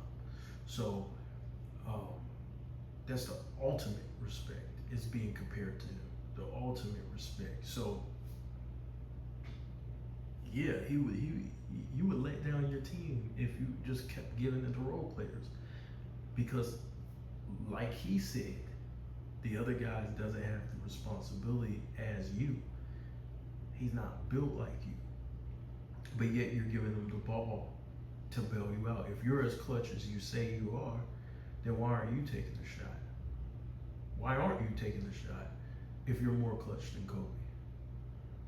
You're more clutch than Kobe, but you lost more than Kobe. Why aren't you taking these shots if you're more clutch than Kobe and Jordan? but they have more titles, right? I'm not understanding this. It's a weird argument. I'm not understanding this argument. But LeBron doesn't play the last 30 seconds, the last minute, any different than the first 47. He's still the same player. That's the Guy problem. who's always willing to make the extra pass, who's always willing to make the right play, even if that doesn't mean shooting. So I feel like he's gotten criticism for that. I believe it was in an All-Star. And the way these guys talk as if Jordan and Kobe don't make the right play either. Like they don't rebound, like they don't pass. Like a lot of these guys, in their mind, they just say they just shoot the ball. And that's not true. They're over there hounding the best offensive player on the other side of the court, creating turnovers, disrupting the chemistry, disrupting the rhythm of the team by taking out their best player. Now they got to play a different way because you can't get this dude the ball. This dude has to give up the ball, right? So he's saying, well, LeBron's doing all these other things. Yeah, but is he doing the things that they need him to do to win? That's the question. And there's this story by Ty Lue. Ty Lue said in the finals, hey, look, LeBron, I need you to do this, and this. No, LeBron said, I got this numbers. I'm doing this, and this. He said, look, LeBron, I need you to defend. I need you on the defensive end. Where you at? You know what I mean? Yeah, you got these great numbers, but are you playing D? Are you getting stops? If you're not getting stops, then those, just like Skap with Jokic, if you're not getting stops, then those numbers go down the drain. You've got to get stops, especially at your position. So, yeah, man. All the things that LeBron can do, Kobe and Mike can do. Now, I think LeBron has better vision as far as passing the ball and things like that, but they can pass the ball too. They can score. They can defend. They can rebound. So, I don't. It's just they're trying to make it seem like LeBron's the only one who does these things, just because he does it more. Our game in like 2010 to 2012, where he passed to Udonis Haslem at the end of the game, and people were like, "This guy's just scared of taking the last shot." And I think there's some legitimacy to that, like at some points in his career. But to say it was always that, like around that time frame, especially in 2011, but he had multiple clutch moments before then. So even like it's like he's had moments, and then he adds fuel to the fire, if you will. Then it becomes this thing that we've talked about nonstop for 15 years. But I agree 100%. I mean, I loved the example you gave, but I do agree that certain people, certain players, just have different responsibilities in the clutch. Actually, preparing for this, I was looking at some clutch statistics. I think Anthony Davis is like the clutchest player in NBA history by like some man. Stat, Come on, which bro. Like again, he's a big man. You can't compare his like field goal percentage to any other player. So it's like that's why this stuff is hard to quantify. It is. You can't, bro. If you think Anthony Davis is the most clutch player in NBA history based off stats, it proves everything I need to say about stats. Stats are Stats are what you go to after you watch the game, not before you watch the game, right? So if you didn't watch the game and you're just reading stats, those stats don't mean shit because you don't have the context of how those numbers were developed. You don't know if it was a garbage time. You don't know if it was a blowout win. You don't know anything of how these stats were developed. You don't know.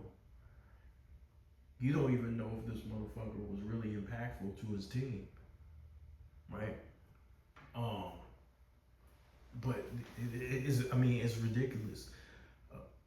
And this is why I say, like, the statistics, judging players off just raw statistics, is ruining basketball. Because this statement right here is ridiculous.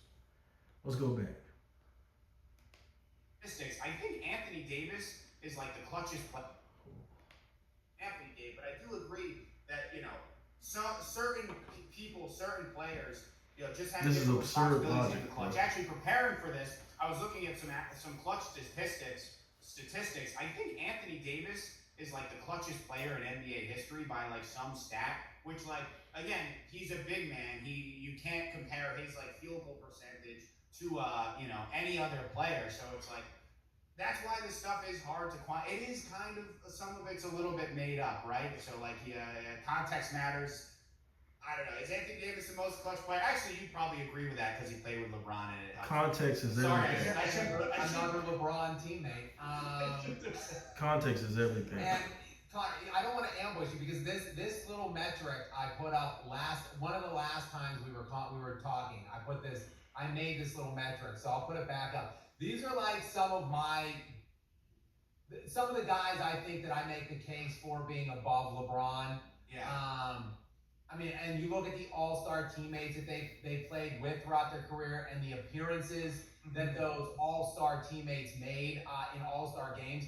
LeBron there with 8 all-star teammates, basically more all-star teammates than any player, any of these all-time great players other than Kareem. And he's playing with, he's going to play with Jaylen Brown this year, Tyrese Maxey, and Joel Embiid. So there's a possibility if he plays for 2 more years like his contract stipulates that he will,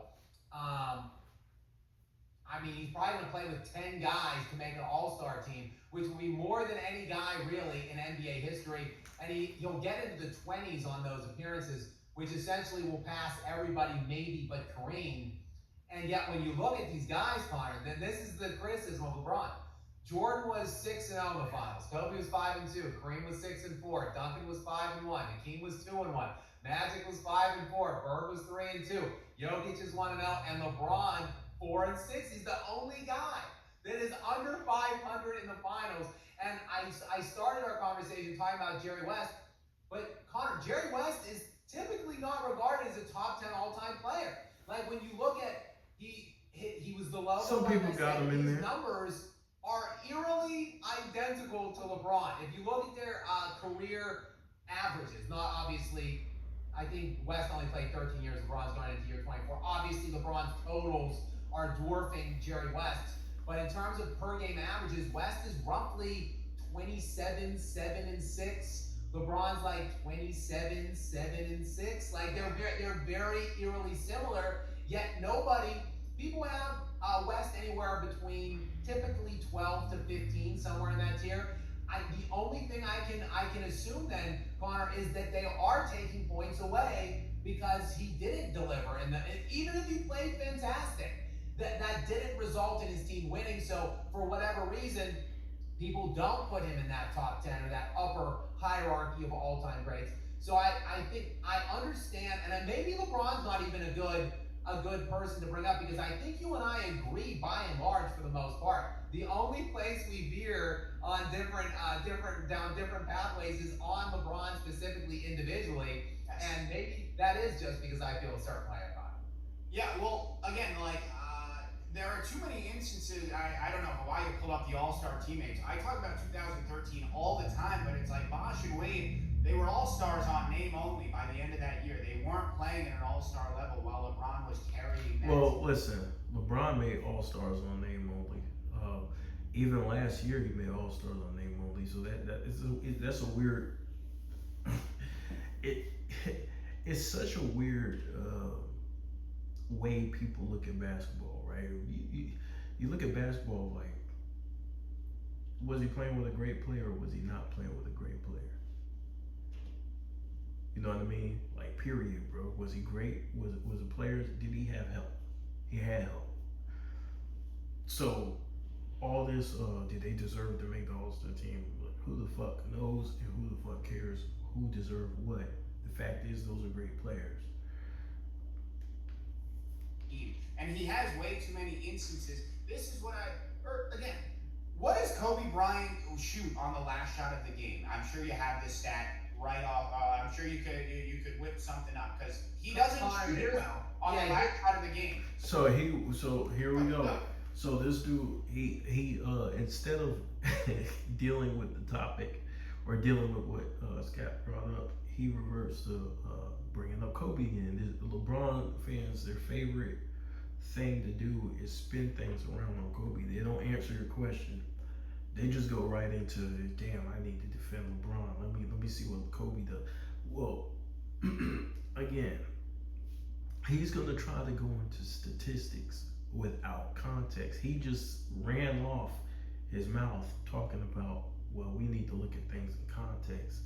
But now he wants to see statistics without context. This is what I know you're very good at this. I give you credit. But if we just talked about the NBA Finals, Kobe has better clutch statistics than LeBron, right? Now we can give you the context of that. I can give you the context of that. But this is, everybody's gonna cherry pick what stat benefits them. And that's just how basketball talk is. People just cherry pick. It's annoying. But what I do is I look at the whole career. I look at the playoffs, the regular season playoffs, and I look at the finals. Right? And I don't think you can say LeBron's more clutch than Kobe if you add all those things together. And for everything, he does not shoot well on the last second of the game, and we call him clutch. So you can counter with saying moments where LeBron isn't clutch. I'm not up here shouting about how clutch LeBron is. It's more of a point made for Kobe against LeBron when he doesn't shoot well in the last second of the game. He doesn't shoot well in the last 24 seconds of a game. He doesn't, against facing elimination in game sevens. He doesn't play well. He also has some duds in the finals in specific games. So, again, when he has duds in the finals in specific games. He only lost 2 finals, or he went to 7 of them. Which I don't think we need to microanalyze. I mean, maybe we could sing Kumbaya and accept that these guys were all great, but when you go into it, you could just trade bad performance for bad performance. Sorry, I got to the point. Kobe Bryant doesn't shoot well on the last shot of the game. Is that not clutch? The last 5 seconds, the last 24 seconds of games in the playoffs. He doesn't said the last 5 seconds. I mean, Connor, here's a sneaky little admission. Really, nobody shoots that well on the last shot. Everybody is 20-something%, 30%. Nobody, because it's just such a. It's not even clutch. Is not just the last shot. I kind of hate that argument. Clutch is not the last shot. Clutch is what you do at the end of the game, when the game's on the line. When you're down and you need a bucket, right? Clutch is that. Clutch is when your preparation, right, meets skill, right? Because you prepare for those moments. And like I was talking about earlier, the work that Kobe put in was just the reason why he was trusted by his teammates in those moments to deliver. So you're gonna miss more than you make. People don't know what clutch is. Clutch is the ability to come through more often than not. Right? Being trusted more often than not. So when we talk about missing clutch shots, yeah, he's taking a lot of clutch shots. He's taking the responsibility. Clutch is about responsibility, taking the responsibility, and he's putting it on him. That's what makes a superstar, and that's what makes a superstar clutch. And the greatest superstars, they live for that. They live for the criticism, to prove and to come back and prove that, you know what, I missed that shot last year. I'm gonna come back and shoot that same motherfucking shot in that same motherfucking spot. Break your hearts. Isolated, specific, last 5 seconds with 2-3 people on you, more likely than not. And a lot of the times, again, situation, are you down or are you tied? Sometimes the shots are a little worse if you're tied and it's just a chance to outright win versus if you're down one. So there are a lot of different things. Not only that, with a lot of Kobe's statistics got ruined because he was playing with a lot of people who weren't really that talented in his prime years, and then towards the end of his career. So a lot of those stats are a little skewed, because when we think about Kobe, we think about him in his prime, just like if we think about any other player, right? And so when you look at these clutch stats, it's gonna mislead you to think that this dude wasn't a killer and he wasn't hitting daggers on people until you watch the film, which is why I call myself Kobe Bryant film room because we can watch him hit these shots. We can watch full seasons of him hitting these shots, right? And so we can watch him do it in a historic fashion, matter of fact.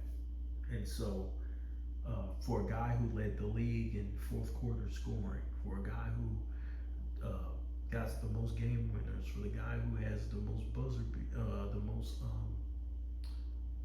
he has the most game winner totals, the most game winners in a season, the fourth quarter, 20 points, fourth quarters.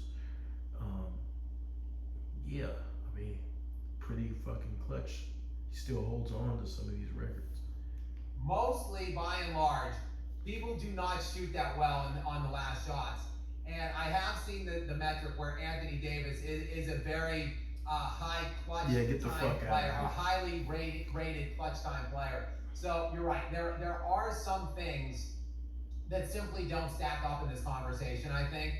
And yet, let's go off the logic of stats, right? Stats prove somebody's more clutch than the other. Let's go off that logic. Let's say Anthony Davis is the most clutch player of all time. Let's do the dumb shit. still do believe that we can feel it when we see it or when we're around it, when you're playing with it, when you're watching it. I mean, even, like, I don't watch much golf, Connor, but I watched a few years ago Rory McIlroy in a final. This dude, clearly, I have to go back and look. I hope he had dark pants on, because otherwise you could probably see brown stains on the back of his pants. Damn. Because this dude had some outrageous, Rory's like ass. a 4-stroke lead with like 3 or 4 holes to go, and he unequivocally gagged. And he has done that. Like, he has a past history. So, like, Rory Pressure McIlroy gets to is people. an excellent golfer. He's fantastic. His career earnings are like hundreds of millions of dollars for finishing very highly or winning different tournaments. But in the tournaments that matter, by and large, the guy fails more often than not, and it's just, it's palpable. So, like, while I understand you can't look to a statistic or a box score or whatever, like, when you watch it or you see it, you know it, I think. You gotta watch it. That's the only way you're gonna know if somebody's clutch or not. You can't decide through metrics who's a better player or who's clutch or who has that it factor, right? You can't, like, you can't eliminate things like mentality. I know people do want to do that, but mentality is like, I was talking to somebody about this. I said mentality is the difference between LeBron and Ben Simmons, right? Like, the mental part of the game, his mental makeup, right? His motor, right? It's not the same. It's not the same, and there's reasons for that, right? So we live in a world now where everybody, they know all these stats to debate people. Well, I'm not gonna really debate you based on just raw numbers. I'm gonna watch the games, and then I'm gonna bring up the stats. So most of the time when I bring up stats, it's based off games I watched, right? I'm not gonna really bring up, unless it's like the 50s, I'm pulling up like, talking about what somebody did in the 60s or 70s or even 80s, right? But most of the time is mostly games I watched. For the people who keep talking, every comment is about how much more clutch Kobe was than LeBron. I just asked him what Kobe shoots on the last question. He started talking about Rory McIlroy, I think. But no, I actually remember that exactly. I don't watch any golf either. That was like, and everyone that was around the TV, I was at something, and everyone's like, "Oh yeah, no, he does this all the time. Like he always, shrinks in the biggest situations." Again, I'm not denying that that's it. And yes, you can very much see it. And golf is something that's so clear, like, right? It's just zooming in on one person's face. It's all To me, it's clear, right? To me, it's clear as hell. Kobe's more clutch, and the reason is because Kobe has the skill set, and he has the just, you can see he lives for the moment. He takes over in those moments, and I don't care, as a Laker fan watching this dude play, I don't care how much we were down. If he was on the floor, teams were scared. Like, you can feel it when he gets on a roll. The other team starts getting shook. You can feel it. I think Kobe has the most clutch game in franchise history against the Dallas Mavericks, where we came back and had a historic comeback on them. And this was younger Kobe, and he was just always built like that for those moments. It seemed like, which is why Phil Jackson trusted him to close all these games. Right? If Kobe wasn't all-time clutch, we wouldn't have won a championship. They would have broke up the team. If he wasn't who he was, we wouldn't have won in the year 2000. He had a clutch shot against the Suns. He had clutch shots against the Blazers. He had clutch shots against the Pacers. Right? If he wasn't who he was, we would for damn sure not three-peated. For damn sure, and I know we probably wouldn't have even won that first one. Has LeBron hit clutch shots? Yeah, sure. He hit a ton of them. But if I had to give the ball to somebody to win the game, I'm not giving it to LeBron over Kobe. Absolutely not. I would give the ball over Kyrie before I give it to LeBron, because Kyrie has the skill set, right? Which is why he was trusted in those moments to do what he was doing, to hit the game winner. Well, essentially what led to being the game winner. It's all this one guy. There have been some instances in fight. I think in an individual sport, it's probably a little bit easier to see. I mentioned this in the other thing, talking about like MMA or like UFC, right, where it is just true one-on-one combat. You really don't hear too much about people's mentalities or like killer instinct, and I guess just because it's implied that everyone has it, right, if you're signing up to get in a fist fight. And that's why, again, I think this stuff is more interesting in football, or at least more funny to talk about, because like, again, you're getting hit every play. Like, it doesn't happen in basketball, but again, Kobe Bryant, you get hit in basketball too. So it's hard to I don't know what these guys think basketball is, but you get hit in basketball too.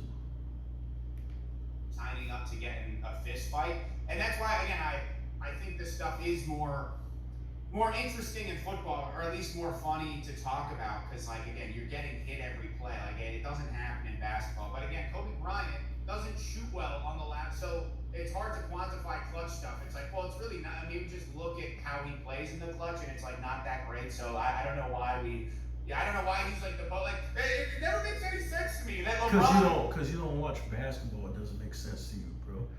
You never watched Kobe. If you watch Kobe, you would clearly see he was different in the clutch. He just had a knack for hitting clutch shots. So he wants to reduce Kobe to these, and it's a lot of times these guys who never watched him play. He wants to reduce Kobe to some just shot jacker who was like J.R. Smith or some shit. The biggest knock on the guy is how not clutch he is, and he's afraid to take the last shot. But I mean, Kobe should have been a little bit more scared to take the last shot, because he missed like the vast, but he makes like 25% of them or something. He's 4 of 18 on the last 5 seconds on the final shot. Is that not what clutch is? Is that not what we're talking about this whole time? When LeBron has moment after moment, LeBron has 5 playoff game winners. I believe it's So this is the dude who just said Anthony Davis was probably the most clutch player of all time, because he wants to use statistics. LeBron's been playing longer than Kobe. LeBron started before Kobe. LeBron played in a weaker conference against weaker competition. So, plus he's not guarded the same way as Kobe. No one in their right mind, not even Darren Williams, who played on the team with LeBron, would take LeBron over Kobe. Nobody in their right mind.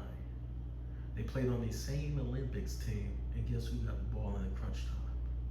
Every time. It was not even a discussion, dude. When they're in the same environment, this is how you can tell Kobe's more clutch than LeBron. When Kobe and LeBron are in the same environment, Kobe's getting the ball. the most of all time. How is Kobe Bryant more clutch than him? What? You just sense it? That's all you have for me? Sorry. Well, and yet you see, despite those struggles, he obviously was never afraid of the moment, Connor, because of that killer man. He could do that. He Kill should have him. been. He should have been more scared of the moment. He missed the ball. They're putting the ball into a bucket, and he couldn't do it. So, but He couldn't do it. He growled. Now I will say Kobe in the NBA Finals. You know I love this one. He shot 50% in the last 30 seconds of a game where the score was within 2 points. So he is either up or down by 2. He shot 50% in the final 30 seconds in the NBA Finals during that span of time.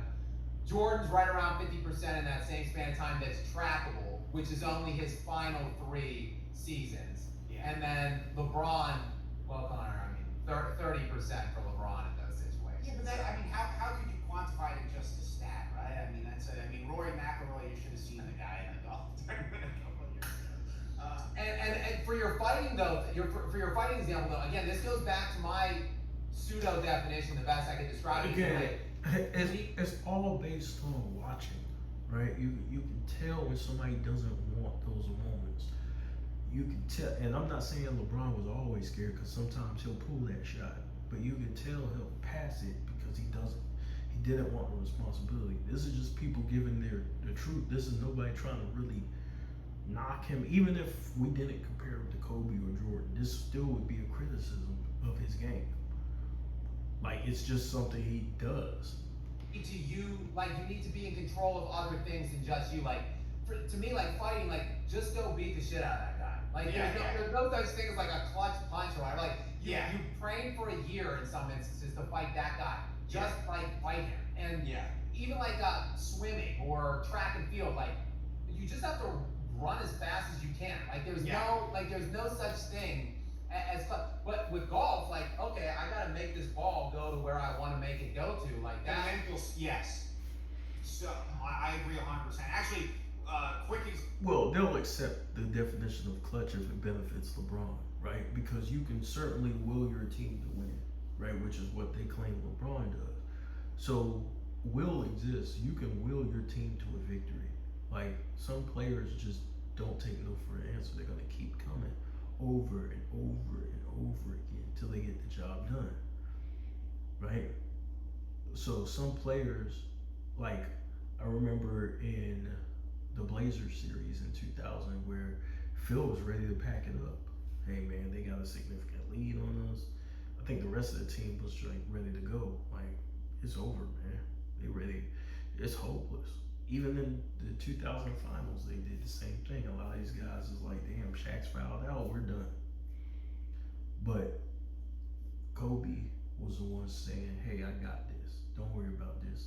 We still good, I got you. I'm gonna bring us back. I'm gonna put this on my back. That's clutch.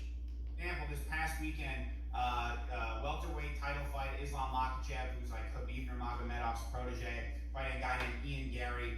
Islam is like one of the greatest of all time, was a big favorite. And the dude, Ian Gary, had a lot of chances to win. Islam more of a wrestler, Ian Gary, a little more of a striker. And it was probably 2-2 on most scorecards going into the 5th and final round. And like, Ian Gary in between rounds kept like hugging him and showing respect. And then he did. So I'm gonna go ahead and end the conversation here. The video's kind of running long enough, but you guys get the gist, man. The gist of it is, what makes a player clutch is the willingness, right? The willingness to take over a game, the not being afraid of the moments, coming through in those moments time and time again, right? Even if you miss, everybody misses more than they make. This is not a Kobe specific conversation, but the thing is who do you trust? Who do you trust with it all on the wood, right? When your season's on the line, with the games on the line. 2013 was arguably one of Kobe's best seasons, where he literally put the whole team on his back for a late season push to make it into the playoffs. Now, granted, he got the Achilles injury, but the dude, he put us on his back for real, and we were able to make the playoffs because of it, right? So, and he hit a myriad of clutch shots that season. specifically the game against the Raptors where he just went nuclear. He was playing his ass off. So Kobe has a lot of those moments to where you watch those games and you're like, yo, this is unreal what this dude's doing out here. It's unreal. And you have to experience it and live through it to really understand. I don't think people who never watched Jordan, never watched Kobe, they don't understand. They really don't understand. These dudes had a knack for coming through when the game was at hand. And I don't care if they were down 20. I don't give a fuck what the score was. They believed that they could come back, and their teammates believed that they could come back. Matter of fact, let's just take one game into account before I close this video off. The 81-point game, we were losing that game. What did Kobe do? This motherfucker dropped 50-something points in the half, bro. He turned up his level of play. His ability to say, no, we're not losing this game tonight. We're not losing this shit tonight is unheard of. So the fact that you got guys like this guy trying to make it like, oh, he's just biting his jersey, is bullshit. But anyways, this is Kobe Bryant Film Room. Y'all hit the like button, hit the subscribe button. This is a little bit longer of a breakdown because they got into some other football stuff, which I wasn't prepared for. But y'all hit that like button, hit the notification bell so you can get a notification every time I drop a video, and I'll out. Peace.